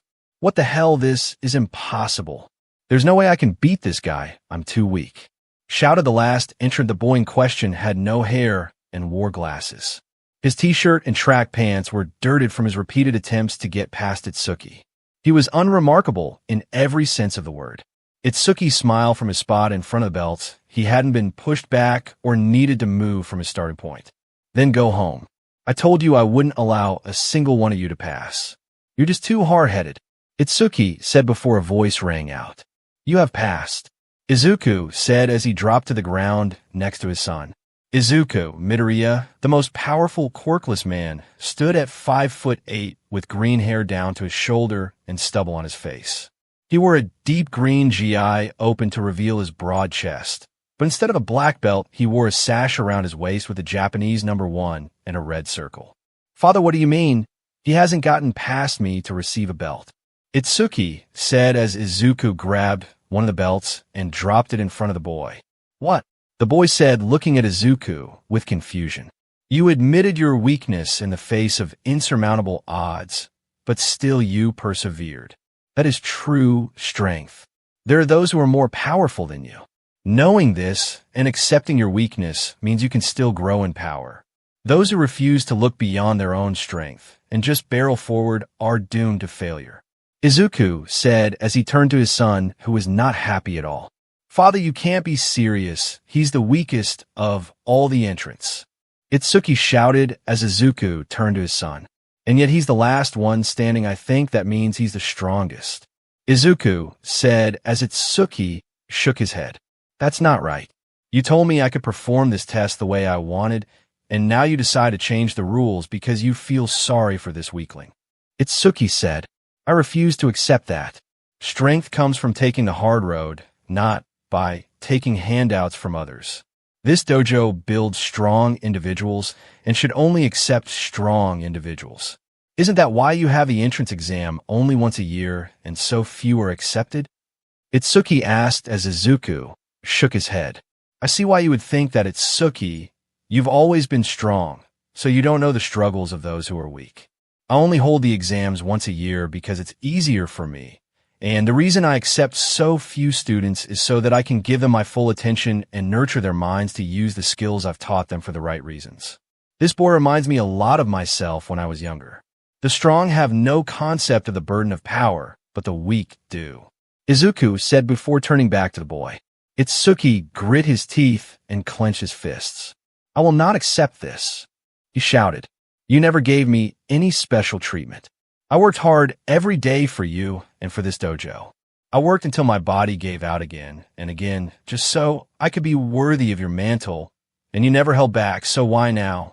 Izuku sighed as he looked at his newest student. Why don't you come back tomorrow? We'll begin your lessons then, he said, ushering the boy out the door, who was still in a state of shock as he walked down the steps in a daze. Izuku turned to Itsuki and took a fighting stance. This has been on your mind for a while, hasn't it, Itsuki? Very well, let's talk like only we can, Izuku said, as from above. Itsuka shook her head. It always comes down to this with these two. It's the only way you two can understand each other. Martial arts are bond between you, she said, leaning on the railing with a smile on her face. Itsuki circled around his father for a moment before attacking, his astral hands going forth, and clapped around Izuku, who braced himself and blocked with his forearms. Itsuki kicked forward, producing a large astral foot that slammed into Izuku, who blocked with his foot, halting its progress as Itsuki dropped from above. He's completely open, all his limbs are occupied, Itsuki thought, as his father suddenly vanished, as all three limbs slammed together, with Itsuki landing on top of them before they disappeared. Izuku appeared a short distance away, looking at Itsuki, his face inscrutable. This only served to infuriate Itsuki more as he launched at his father his phantom hands and feet, throwing themselves at Izuku, who dodged with ease. Itsuki kept this up for minutes until he could produce no more astral attacks. Itsuki stood in front of his father exhausted, but refused to give up as he threw weak punches against his father's abs. Nothing I did was ever good enough for you. It was just expected because I was your son. Why, you were never proud of me, Itsuki said before Izuku pulled his son against him. Itsuki, I never stopped being proud of you. You've always been a prodigy. You're nothing like I was at your age. I was weak and feeble. It wasn't until my MSTR gave me a chance that no one else did that I became strong. That's why I built this dojo at Itsuki, to make sure that others could get the chance I did. You never had that problem. No one needed to help you get strong. You always were. But you need to temper that strength with humility and compassion, Izuku said as he hugged his son. Itsuki huffed a little as he blushed. You could say it more often, Dad, he said as Izuku chuckled. All right, I'll admit I was wrong on that front. Itsuki, I am very proud of you. You are the future of Ryakuji Dojo. I have no doubt about that, Izuku said as Kendo landed next to the two. All right, make some room for Mama, she said, getting in on the hug. I'm proud of you too, Itsuki, and what your father said is true. If it wasn't for me, your dad would still be a cute little wimp. I miss that guy, she said as Izuku blushed. It's your fault that Wimp isn't here now. Your training nearly killed me, Itsuka, Izuku complained as the orange-haired woman waved her hand. Don't be such a baby, she teased. Wait, Mom was your Insta or Dad? Itsuki asked as Izuku sighed. Yes and no. I asked your mother out, and she only agreed to date me if I could pass her training regimen for a month. So, kind of, but my official MSTR was Jack-sensei, Izuku said as Kendo frowned. He may have been your official MSTR, but I was your first, Kendo said as Izuku shook his head. Yes, dear. Another day at UA, same as any other day, except for one thing. Today was Parents' Day, which had completely slipped the mind of Roku Midoriya. The young man was sitting at his desk, twisting the long rabbit ears that hung down the sides of his head. Roku was tall and lithe young man. His hair was lime green that traveled to the fur on his rabbit ears. His eyes were a bright red, and under them were a smattering of freckles. Dude, what's wrong? Asked one of Roku's friends, Kyoshi. Roku looked up at the older girl. Kyoshi was his upperclassman in her second year of UA, and she was as tall as Roku himself with black hair and olive skin. It's Parents' Day. I completely forgot, he said, groaning as Kyoshi looked at him. I don't see the problem. I mean, sure, having our parents here is pretty embarrassing, but you act like it's the end of the world, she said, sitting on his desk. Kyoshi was a statuesque woman whose quirk gave her the ability to turn her skin into whatever she touched. Roku's worried because his parents are super competitive and they want Roku to be the very best. But he's too laid back for that, so he keeps his parents from coming to Parents' Day every year. Roku turned to the person who spoke out. A boy with sky blue hair and blonde streaks. He was a foot shorter than Roku and Kyoshi, but his incredible physique put Roku in the shade his best friend and resident chatterbox Mirai on. Gee, Mirion, do you think you could have broadcast any more of my secrets while you were at it? He asked the boy as Kyoshi rubbed her chin. You know you don't talk about your parents very much. Who are they? I mean, they're heroes, right? Kyoshi said as Roku looked away, refusing to answer. Oh, come on, it won't hurt to tell us, right? She asked as Mirion, ever the helpful young man, offered the answer. Oh, his parents are Rabbit Hero Mirko and the Greenheart Dash. Mirio was kicked in the side, sending him through a wall due to his permeation activating to keep from causing any damage to the classroom. Whoa, really? Well, I guess I shouldn't be surprised the rabbit ears should have been a dead giveaway. If you kept them up, I probably would have known sooner. Kyoshi said as Roku groaned. That's why I don't. I don't want anyone to know who my parents are, he said with an eye roll. Kyoshi sat in the desk in front of Roku. Okay, spill it. Your parents are both like top heroes. What's the story? She asked as Roku sighed, seeing as how Mirion had let the rabbits out of the bag. He might as well come clean. It's like Mirio said, my parents are really competitive. They're the top-tier red belt power couple, and they want me to be the best, and for a while I was. Up until high school, I was the best in everything I did, but after a while I realized that SHD sucked. I hated working that hard, so I just stopped. I do enough to get by, but that's it. But if my parents found out, they'd want more. The other reason is because my mom is every guy's wet dream, he said with a shudder as Kyoshi nodded. Well, can't deny that your mom is hot. I'm not into girls, but if I was your mom, would be at the top of the list. Kyoshi said as Roku glowered at her. Exactly. Do you know how many guys' houses I've been to and walk into their bedroom to find my mom plaster on their walls? It's disturbing, so I kept it secret from everyone. As far as people know, my parents work overseas, but now that's all going to come to an end. I'll have to throw my anonymity away while they're here, he said with a sigh as the bell rang, signaling the beginning of the day as the students went to get ready for their events. Numerous people poured into UA for one of very few UA events that was open to the public. Standing near the entrance was the hero Lemillion and the heroine Nijire. Lemillion wore a gray suit with red tie with white dots reminiscent of the suit his deceased MSTR Nightai wore. Nijire was in a black skirt and lavender blouse with black heels.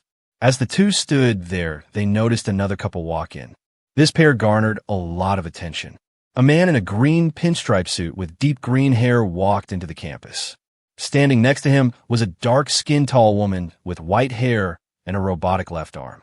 She wore jeans and a tank top with the word rabbit scrawled across her bust. Izuku senpai, there you are, Mirio said as he and Nijire walked towards the newest hero pair. How have you two been? Mirio asked as Izuku smiled and bumped fists with Mirio. Good, Mirio, and you don't have to call me senpai. I'm not your upperclassman anymore, he said as Nijire came in.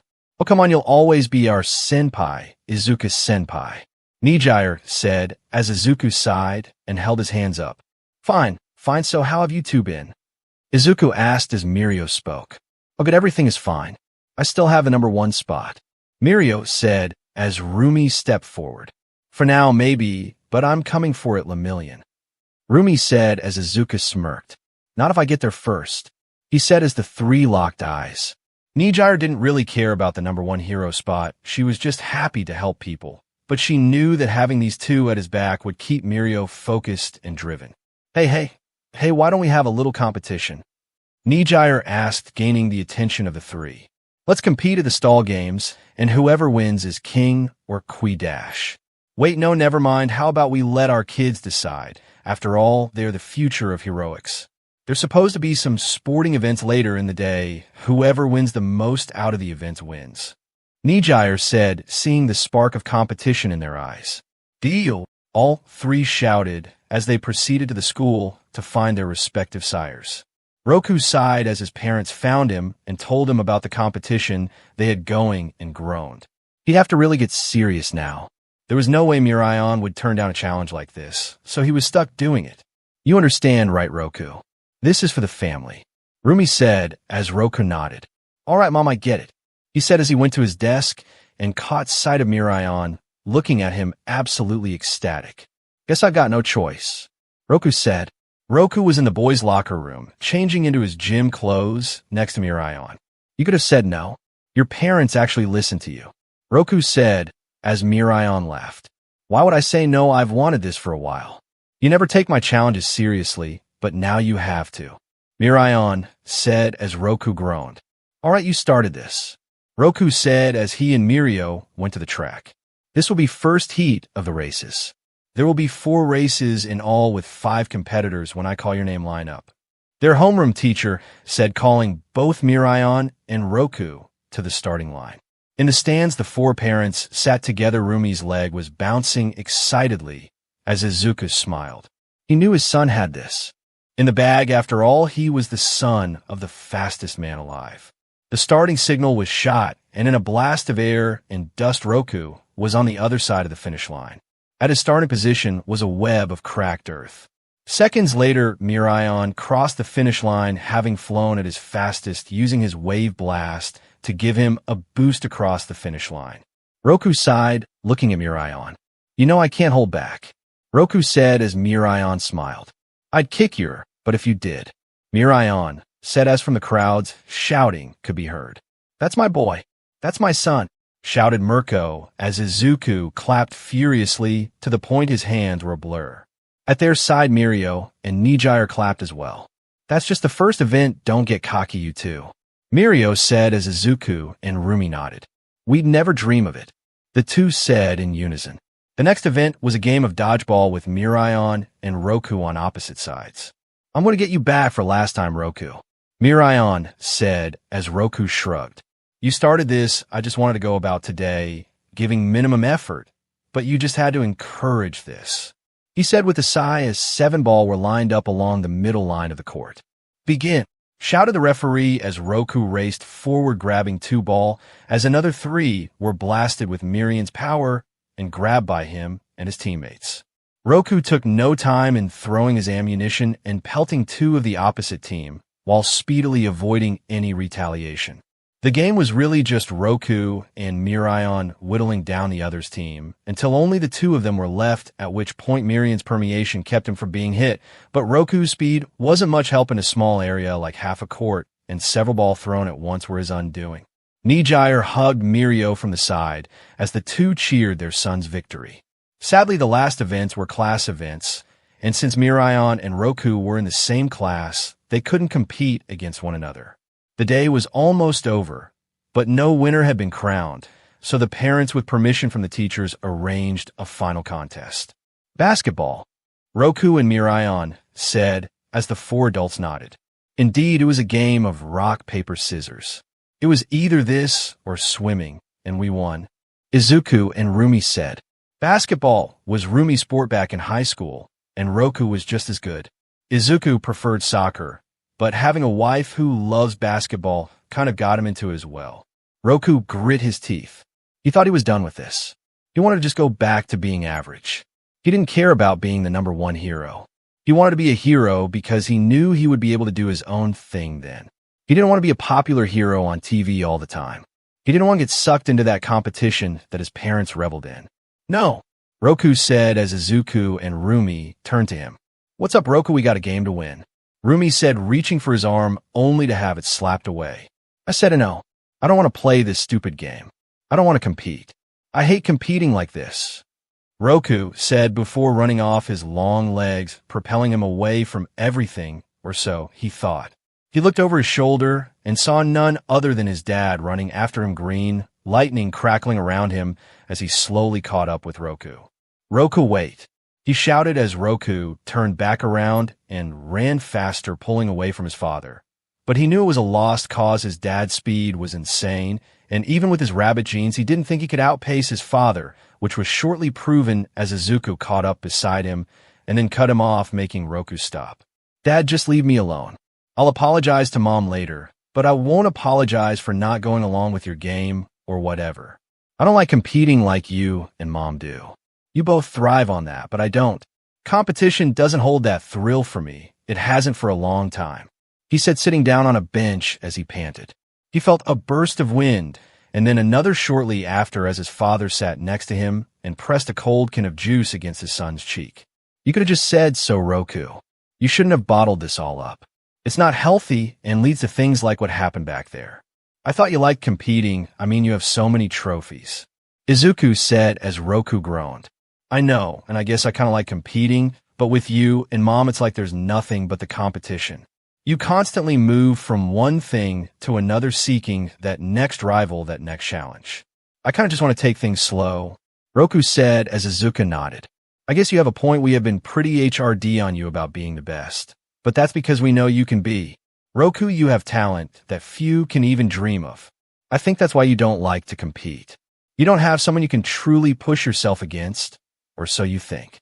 Izuku said as Roku looked at him. You're talking about Miraion, aren't you? He said as Izuku nodded.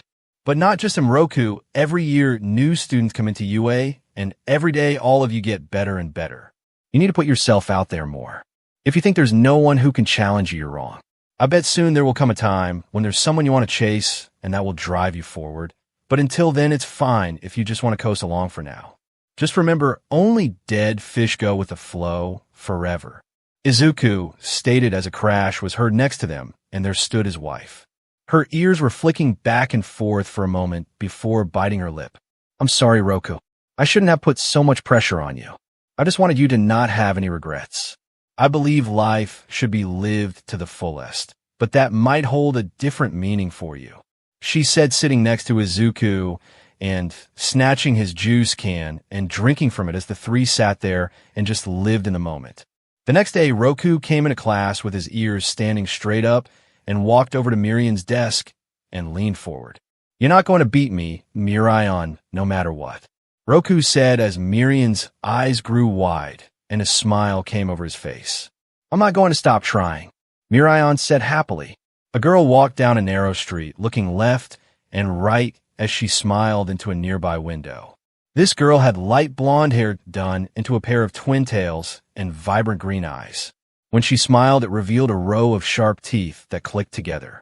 She was wearing a BLD red skirt with black shorts underneath and a tight white t-shirt. Several bracelets jangled on her wrists, and her eyes were adorned with near neon eyeshadow. Her nails were a garish leopard print catching the light as she moved through the darkened streets. As she walked, she noticed the gaze of several men, but none interested her except one. He was tall and as milquetoast as they come. Her type without a doubt. She thought to herself as she licked her lips. She walked up to the man and slid against his chest. Is there Mr. Care to have some fun? She said, wrapping her arms around his neck. You in no than. His refusal was stopped as the girl put her finger against his lips. Sure, come on, don't leave a girl hanging, she whispered as she pushed him backwards to a darkened alley. I'm PLE, please, SSD stop, he said before yelping as the girl reached into his pants. It's okay, I promise you'll like it, she said, opening her mouth only to be yanked backwards by her other hand by a firm, strong grip. I think that's enough, Hinako, a man said in a firm voice. Hinako looked up into the face of a number one hero, Deku. Their green eyes locked for a moment before Hinako frowned and looked down. Deku looked away from her to the man against the wall as he shook his head and held up his hands. Please, Deku, sir, I didn't do anything, I promise. She just cam dash. Deku held up his hand. I know it's okay, go about your day, citizen, and don't stop smiling, Deku said as he gave a bright smile of his own, instantly reassuring the man, who gave a small smile of his own before rushing off. While I think he wanted you more than he wanted me, Dad, Hinako said, wrenching her hand from her father's. Of course that was only because he let her. She knew with his strength she'd never be able to pry his grip from her. Deku said nothing before grabbing hold of Hinako and throwing her over his shoulder. The girl gave a loud yell as she was carried off. No, stop, I'm being kidnapped. The number one hero is kidnapping me, she shouted as Deku flew through the skies before landing at a nondescript home on the outskirts of town. No one would think that the number one hero would live in a place like this, but that was how things had to be when you were the father of a child whose mother was a psychotic serial killer. Izuku placed Hinako on her feet gently as he sighed. I wish you wouldn't do things like this, Hinako. You're better than all this, he said, gesturing to her ostentatious way of dressing. Hinako rolled her eyes. Like I care what you think. I'm just your dark little secret. Why not drop the pretense, Dad? The only reason I'm here with you, and not in some orphanage or foster home, is because you couldn't risk someone finding out that the great and honest Deku had a child with a supervillain. You're not my parent, you're my warden, Hinako said as she went into the house and tossed her shoes off and then threw her bag in the corner of the living room. Hinako, that's not true, you're my daughter, and no matter the circumstances of your BRTH, I love you, Izuku said as Hinako grit her teeth. Then why won't you act like it? Who besides me, you and Uncle Toshi know who my mother is? She asked as Izuku closed his mouth. Nobody, that's what I thought, not even Grandma, knows who my mother is. What do you tell everyone anyway? She asked, walking towards her dad. Or am I some pathetic child you saved in one of your rescues and took in because I had nowhere else to go? Am I just your new Eri? Hinako shouted as Izuku looked at his daughter. This had been a problem for some time now, since Hinako had found out about her mother. She'd been curious about it for years, and Izuku had brushed it off, saying he'd tell her when she was older or just changing the subject. But Hinako was persistent, and while he was out on a prolonged mission, Hinako had broken into his computer and found all the information he'd kept about Himiko Toga. Needless to say, when he came back, Hinako was furious and demanded to see her. Izuku had refused, and since that day months ago, Hinako had went off the rails. She changed everything about herself, started acting out, and skipping school. It was hard being a single father, and Izuku was at his wit's end with her. You're my daughter, Hinako, you mean everything to me. I don't know how many different ways I can say that I love you before you believe me, he said before Hinako stomped her foot. I don't want you to say you love me, I want you to prove it. I want to see my mother. She shouted as her eyes changed to a BLD red color, and Izuku felt a pull in his body. This was the reason that he couldn't allow Hinako to live in the city. Her tantrums weren't just loud, they could be deadly with her quirk. Izuku's arm was pulled up and twisted almost to the breaking point as he was forced to his knees and his neck began to twist. He clenched his teeth as One for All flowed through his body, sparking green lightning and breaking the control Hinako had over his BLD, allowing him to stand again. That enough, Hinako? Izuku shouted as his daughter recoiled from her loss of control over him. She stumbled back and leaned against a wall for a moment before glaring at him and running to her room and slamming her door. Izuku groaned as he pressed his temples. His heart was pounding in his head, and he could feel a headache coming on. Izuku walked to the kitchen and grabbed a glass of water as he went over the events of the past few months. I don't know what to do, he said as he drained the glass as his phone went off. Izuku groaned, hoping it wasn't an emergency. He couldn't leave Hinako right now. Izuku looked at the caller ID and saw that it was Shoto. He answered.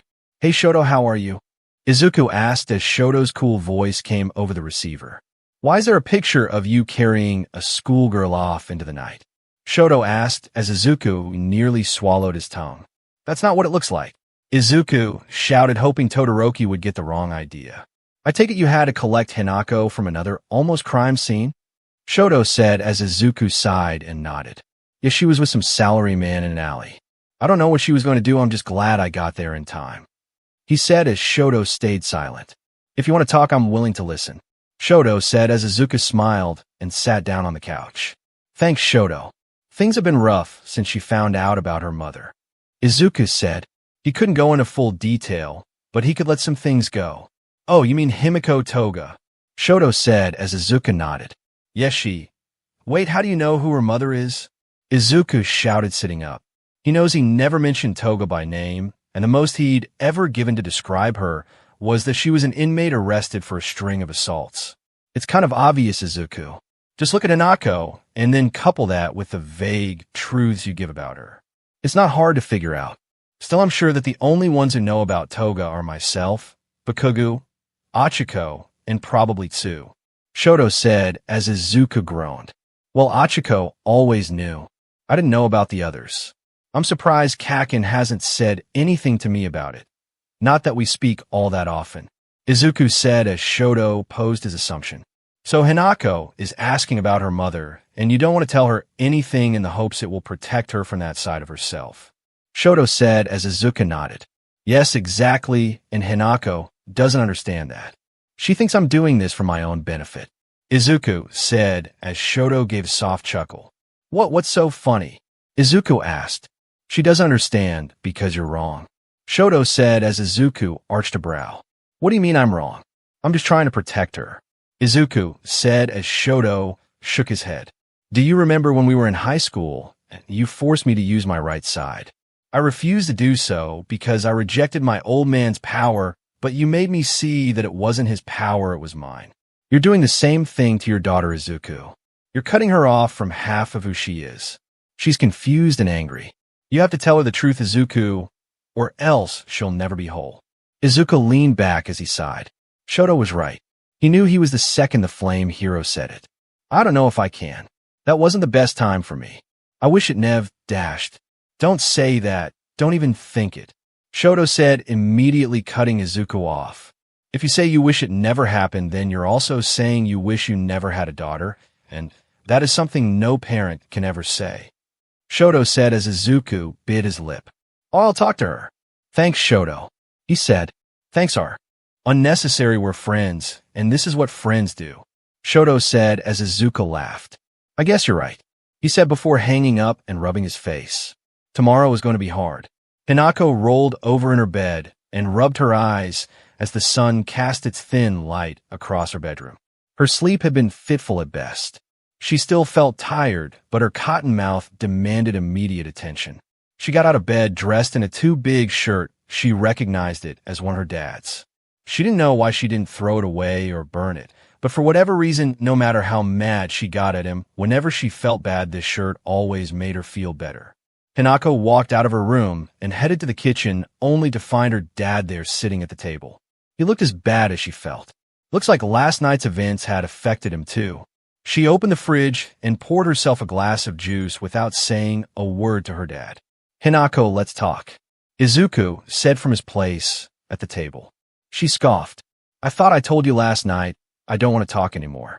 She said only for Izuku to speak. If you want to see your mother, then you're going to have to talk to me first. That's the only way this works. Izuku said as Hinako looked at him. Her green eyes widened some. Okay, she said as she sat across the table from him. Let's talk, she said as Izuku took a deep breath. First off, I love you, and I always have and always will. You are my daughter first and foremost. Everything I did was to protect you, but a friend of mine showed me how selfish my actions were, and for that I'm sorry. Izuku said as Hinako looked at her dad. Her dad may keep things from her, but he never outright lied to her, so she knew she could trust his words. Thanks for that, Dad, she said as Izuku leaned forward. I've made arrangements for you to see your mother today.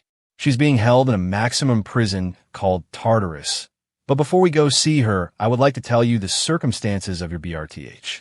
Your mother and I first met when she attacked a camp I was in at the time. She became obsessed with me. I met her several other times after that before she seemingly disappeared. I was in a relationship with another girl. We were happy for a time, but it didn't work out. She left me, but then she came back. I was so happy that I didn't think anything strange was going on. How should I put this? We celebrated our reunion, or so I thought. Izuku covered his face at what he would have to say next. We were together for 2 weeks before I realized that she wasn't who she said she was. It was Toga in disguise as her. I realized that she had been working in the shadows to break us apart and then take her place in my life. Of course, I took her into custody, but by then she was already PRGNT. So now I have the mother of my only child in prison for life, and a baby girl I don't know the first thing about taking care of or how to tell her who her mother is. I kept it a secret from you because I thought it better you didn't know, but also because your CNCPTN was part of one of the darkest times in my life. It's not your fault, don't ever think that. Izuku said as he looked at her. Hinako looked at Izuku as he dragged his hand down his face. She could tell this took a lot to say, and now that she knew these things, she knew what she had to do. Thank you for telling me, Dad, she said as she rounded the table and hugged him. I'm sorry about what I said last night. I just didn't want you to keep this from me anymore. I know you love me, she said as the two embraced. Izuku and Hinako walked into the lobby of Tartarus, one of the world's most secure prisons on the planet. Izuku was dressed in his hero suit, a green bodysuit patterned with white across the chest and a red cape at his back. He met with Shishikura, the lead guard of Tartarus. Everything has been arranged per your request, Deku. Shishikura set his hands behind his back as his narrow eyes went from father to daughter. Right this way. he said, turning on his heel and proceeding forward. I'm not going, Deku said, his fist clenching. I can't see her, he said before looking at Hinako. I'll be waiting here for you, he said as he gave her a gentle push forward after Shishikura. Hinako nodded as she followed the guard to a small room divided by a barrier of glass. There was a chair on either side of the glass. Hinako sat in one as the door was closed behind her. The room was blank, the walls white, except for the cameras dotting the walls and ceiling. Hinako rubbed her arms as she sat there. The room seemed really, or maybe that was just her imagination. She was nervous about this. After everything her dad had told her, she'd spent most of the night looking up her mother, and she was terrified by what she saw. The door on the other side of the room opened, and a woman was brought in by 3 guards in full riot gear. The woman was average height. Her blonde hair was down to her shoulders, except for a pair of messy buns on either side of her head. Her golden eyes flicked around the room for a moment before settling on Hinako. Hinako saw her eyes crinkle from a smile that she couldn't see under the Hannibal mask she had on her face. She was dressed in white prison scrubs, and her hands were held together by HNDCFFS. The guards went about undoing her mask and placed her in the chair opposite Hinako before leaving the room in haste. Hinako distinctly heard the sound of a large lock being slammed into place. The 2 women stared at one another in silence for a moment before Himiko broke the silence first. You're a pretty girl, Hinako, Himiko said with a motherly smile. I see Izuku has been taking good care of you. That's good. I always knew he'd be a good dad, she said as she scooted forward, her golden eyes scouring every inch of Hinako. Izuku doesn't send me pictures of you. He's so selfish, Himiko said before waving her hands. Sorry, Mommy shouldn't complain about Daddy. Himiko apologized. Why, you're Himiko Toga, right? Hinako asked as Toga cocked her head. Yes, of course, but I prefer if you called me Mom, Himiko said with a small smile. Hinako looked at her mother. This was her mother, the woman who killed so many people. But there had to be a reason for it, right? Her mother was a high school student, for F's sake. There's no way a high school student just wakes up one day and decides to become a serial killer. I came here today because I wanted to know you. Dad, he didn't tell me anything about you until last night. He said you tricked him into loving you, Hinako said before a thud was heard and looked up to see her mother had slammed both her hands against the glass. Her face was pressed against the glass. He's lying, she hissed at Hinako. Izuku always loved me, and he knows it. He and Achiko broke up because she knew that he loved me. The only reason Izuku is saying that is because he's a big-shot hero now, but back then he was just Deku, and he loved me just as much as I loved him. Hinako looked at her mother as she grinned at her. This wasn't the grin of a mother, this was the face of a predator. Then, why did you transform into another girl to be with him? Hinako asked. Toga laughed. You stutter just like him. It's so cute. Isn't it obvious Izuku asked me to? We couldn't be together with me the way I am, so whenever we were out, I'd transform into Achiko. Toga countered. If Dad loved you, then why did he arrest you? Hinako asked. Toga laughed as she looked at a camera. I never knew you were such a practiced liar, Izuku. I think I love you even more now, because he didn't want me around you. When he found I was PRG and Ninty, he sent me to the hospital where Eraserhead was, and he popped my disguise and arrested me. He thought he could keep you from turning out like me, that's why. But he was wrong, wasn't he? Toga asked as she looked at her daughter. You're like me. You want to be free and do what you want, whatever you want, right? Himiko said as Hinako bit her lip. She had been feeling like she was suffocated under her father, and she wanted to act out. She wanted to be herself. You have him inside you, Hinako, you're my daughter. You're me, and I'm you, Himiko said, pressing against the glass. Hinako stood up, slamming her chair to the floor. No, I'm nothing like you, she shouted as she reached her hands to the glass. Toga felt her body jolt as her limbs became stiff and then started to bend in ways they shouldn't. So, this is your quirk. I like it. You could kill so many people, she said before her neck began to turn. Hinako grit her teeth. I'm not like you. I'm not like you. I'm not like you, she chanted over and over as Toga's head began to turn further and further. The door was thrown open as Izuku grabbed hold of Hinako. Hinako, stop. You're not like her. I promise you're nothing like her. Izuku shouted as he grabbed Hinako and turned her away from the glass, breaking her hold on Himiko as he cradled her in his cape. It's okay, it's okay. He whispered to her as she cried against him. I want to go home. She whispered into his chest over and over again. We'll go home, I promise. I'll take you home. Just wait outside for a moment. He said, unclipping his cape and wrapping Hinako in it as Shishikura led her out the door. Toga coughed as she sat up, rubbing her neck and one of her arms. She's so strong, Izuku, but what else could you expect from our daughter? She said, looking up into the green eyes of Deku the hero. She's my daughter, and no matter what happens, I'll make sure she never turns out like you. He said coldly as Toga smiled. You can't stop it, Izuku. No matter where she goes, or what you say, she'll always be my daughter too. Izuku reared back and punched the glass, splintering its entire surface before turning around. I won't let that happen, he said as he left, hearing Toga's laughter. It had been a week since Hinako had seen her mother, and she and her father were touching down in front of a doctor's office. Both Midoriyas took a deep breath before giving a small, awkward chuckle. You don't have to do this if you don't want to, Izuku said as Hinako gripped her father's hand. I don't want to, but we both need to, she said with a smile before elbowing her father in the side. Don't tell me the almighty Deku is scared of a little therapy, she said with a smile as Izuku smirked. No, just feel kind of silly coming here. I face all kinds of threats and never needed this before, but now. Izuku trailed on as Hinako walked forward.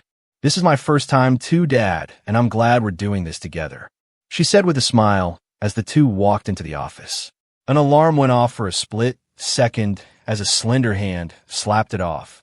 From the covers of a large queen-sized bed emerged a blonde girl with bright green eyes.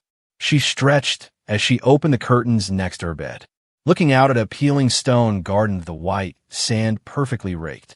This girl is the only child of Izuku Midoriya and Himiko Toga 14-year-old Hinako Midoriya. Hinako slid out of bed dressed in a tank top and panties. She skipped to her bathroom, a wide grin on her face, showing off an array of pointed pearly whites. Hinako did her morning routine before getting in the shower. Today was a special day, and she needed to look her best. Her father was coming home today. As she exited the bathroom in her birthday suit, she found her mother sitting on her bed. The two looked like a before and after picture, or an older and younger sister. The only differences were Hinako's green eyes, whereas her mother's eyes were golden, and Hinako's smattering of freckles, both gifts she got from her father. Today's the day, honey, Himiko said as she stood up in a red blouse and jeans with heels. In her arms was an outfit for Hinako to wear. The girl looked at the ensemble and smiled. Sure as Mom, I can't wait, Hinako shouted as the two embraced.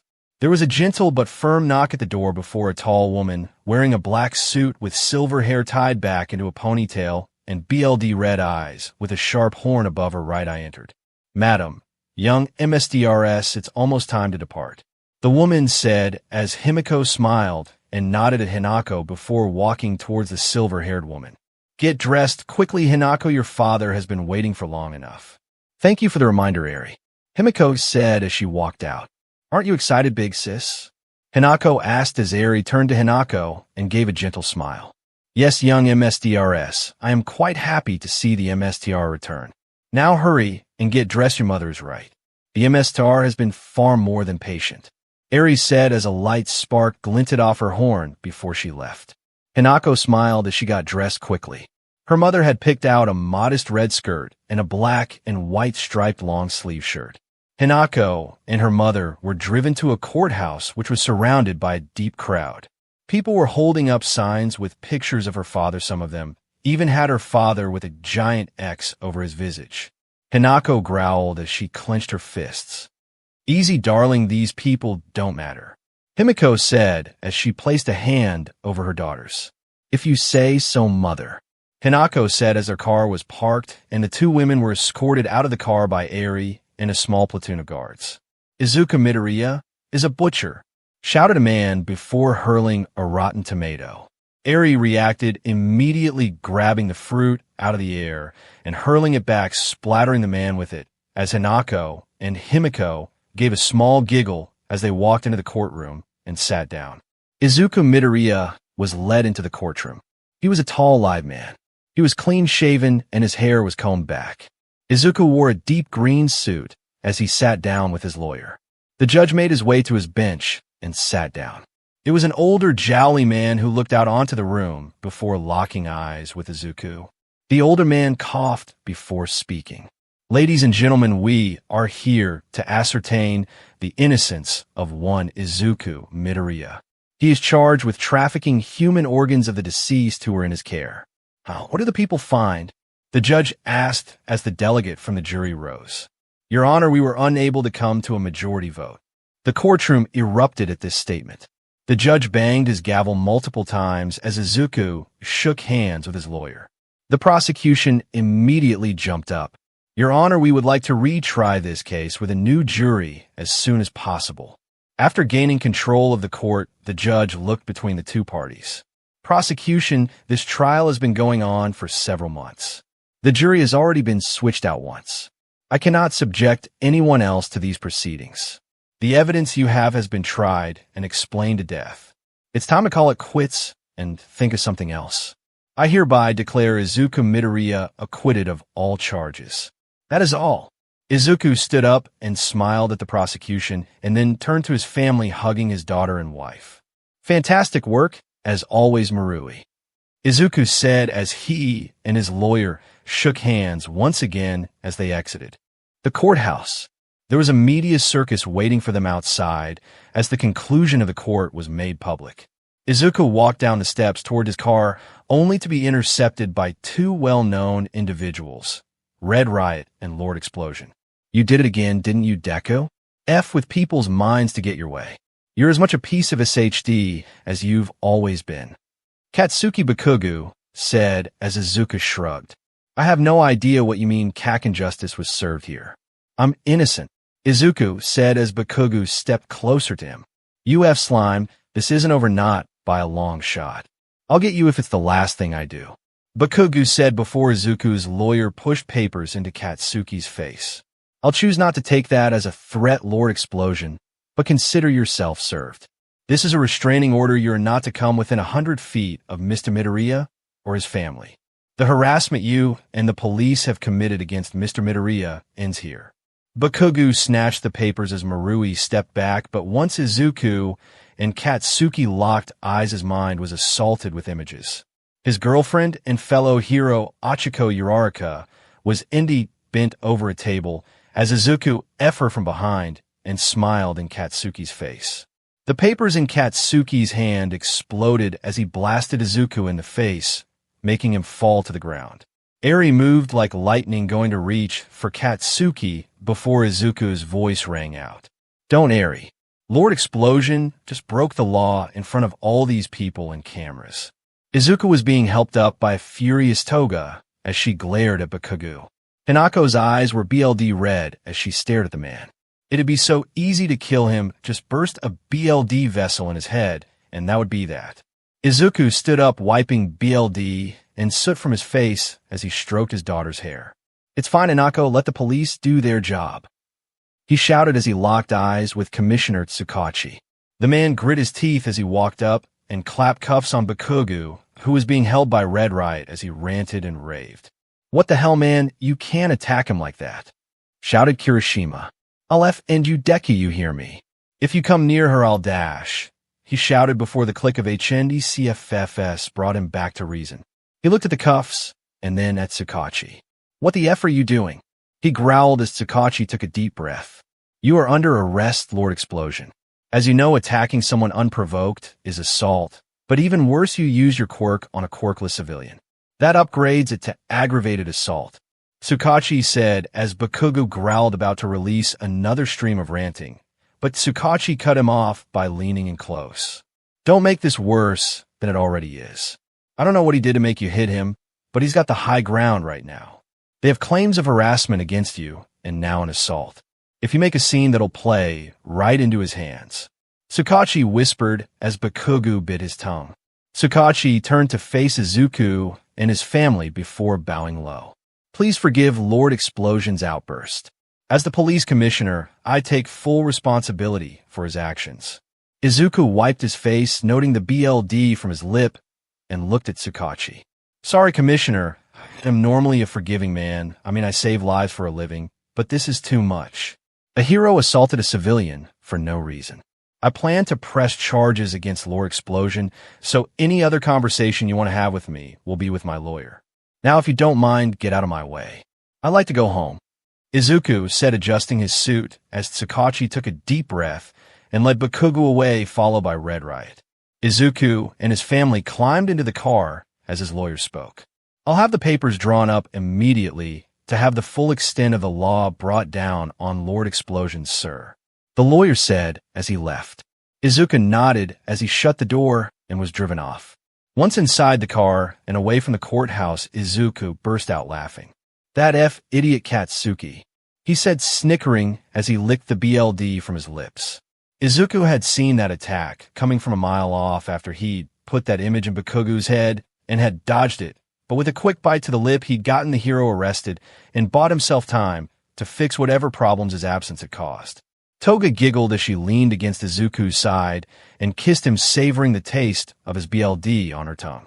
You're really bad, Izuku, she whispered against his chest as Izuku shrugged. The world is bad, he said simply as Hinako threw herself across her father's lap. Dad, you're home. I'm so happy. Hinako squealed as Izuku stroked her hair, causing the young girl to purr like a content kitten. That's right, sweetheart, just in time for my little girl's birthday, he said, drawing attention to Hinako's birthday. Hinako smiled at her dad as they continued to drive. So how many people did you bribe on the jury to get off? Himiko asked as Izuku leaned back. More than I should have. I learned that out of the 12 of them, 7 thought I was guilty and 2 were on the fence. The remaining 3 thought I was innocent. I offered the 2 fence sitters a nice bribe of 10 grand each, and one of the ones who thought I was guilty, turns out his mother needed a new liver. I called up a few connections and got her that liver. So 3 people, he said with a shrug as he noticed they weren't driving to the Shai Hasaikai base. Himiko, where are we going? He asked, looking at his wife, who looked away and whistled suspiciously. Izuku's eyes narrowed as he leaned towards her and blew air against her neck, causing her to yelp before he bit her ear, making her, You know I'm a doctor, and nobody knows your body better than me, he whispered as he nipped on her lips. Okay. You don't play fair, Izuku. It was a surprise. I'm taking you out to dinner at your favorite restaurant, she said with a huff as Izuku leaned back and smiled. You're so sweet, he said, kissing her cheek. Izuku and his family walked into the empty restaurant with Eri and his bodyguards. Standing at a table was the chef owner. Mr. Midoriya, your table. Izuku smiled as he sat with Toga and Hinako on his left and right. Aizen, I told you just call me Izuku. How's the lung? Izuku asked as Aizen took a deep breath. Working hard, sir. I've got my full course lined up for you and your family. It will be here shortly, Aizen said before leaving. As he did so, Eri stepped forward. Boss, I know it's not proper, but the men and I have prepared a gift for you as well, she said as Izuku turned to face her. Oh, he asked as Eri pulled her finger and having 2 of her men drag in another Hasaikai member. The man was bloody with one of his eyes swollen shut. This is the reason your handoff went bad that night, boss. He betrayed you, she said as Izuku eyed the man and took a breath. All of you, every Hasaikai member pledged loyalty to me. They drank from my sake cup and made themselves my children, my family. So why did you betray your family?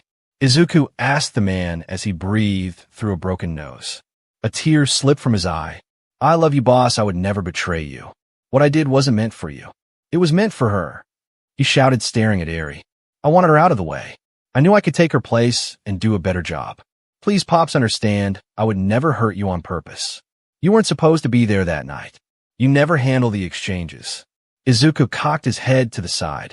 So, it's my fault that your greed and jealousy nearly got me locked up and removed from my family. What a foolish son you are. Normally, I would have you killed in a brutal manner, but we're in an ally's restaurant, and I don't want to disrespect his place of business. Nor do I want you to stay in a trunk and die from the heat. So, I will allow you a merciful death. Eri, Izuku said as Eri placed a hand on the man's head and in an instant he was gone. The only thing left were his clothes. Donate his clothes, and thank you all for this. This is what family does for one another. Izuku said with a grin as he turned around to continue celebrating his daughter's birthday and his freedom. During their meal, Izuku made a call. He didn't tell anyone what it was about, which wasn't strange, but he did let slip that it was about a gift for Hinako.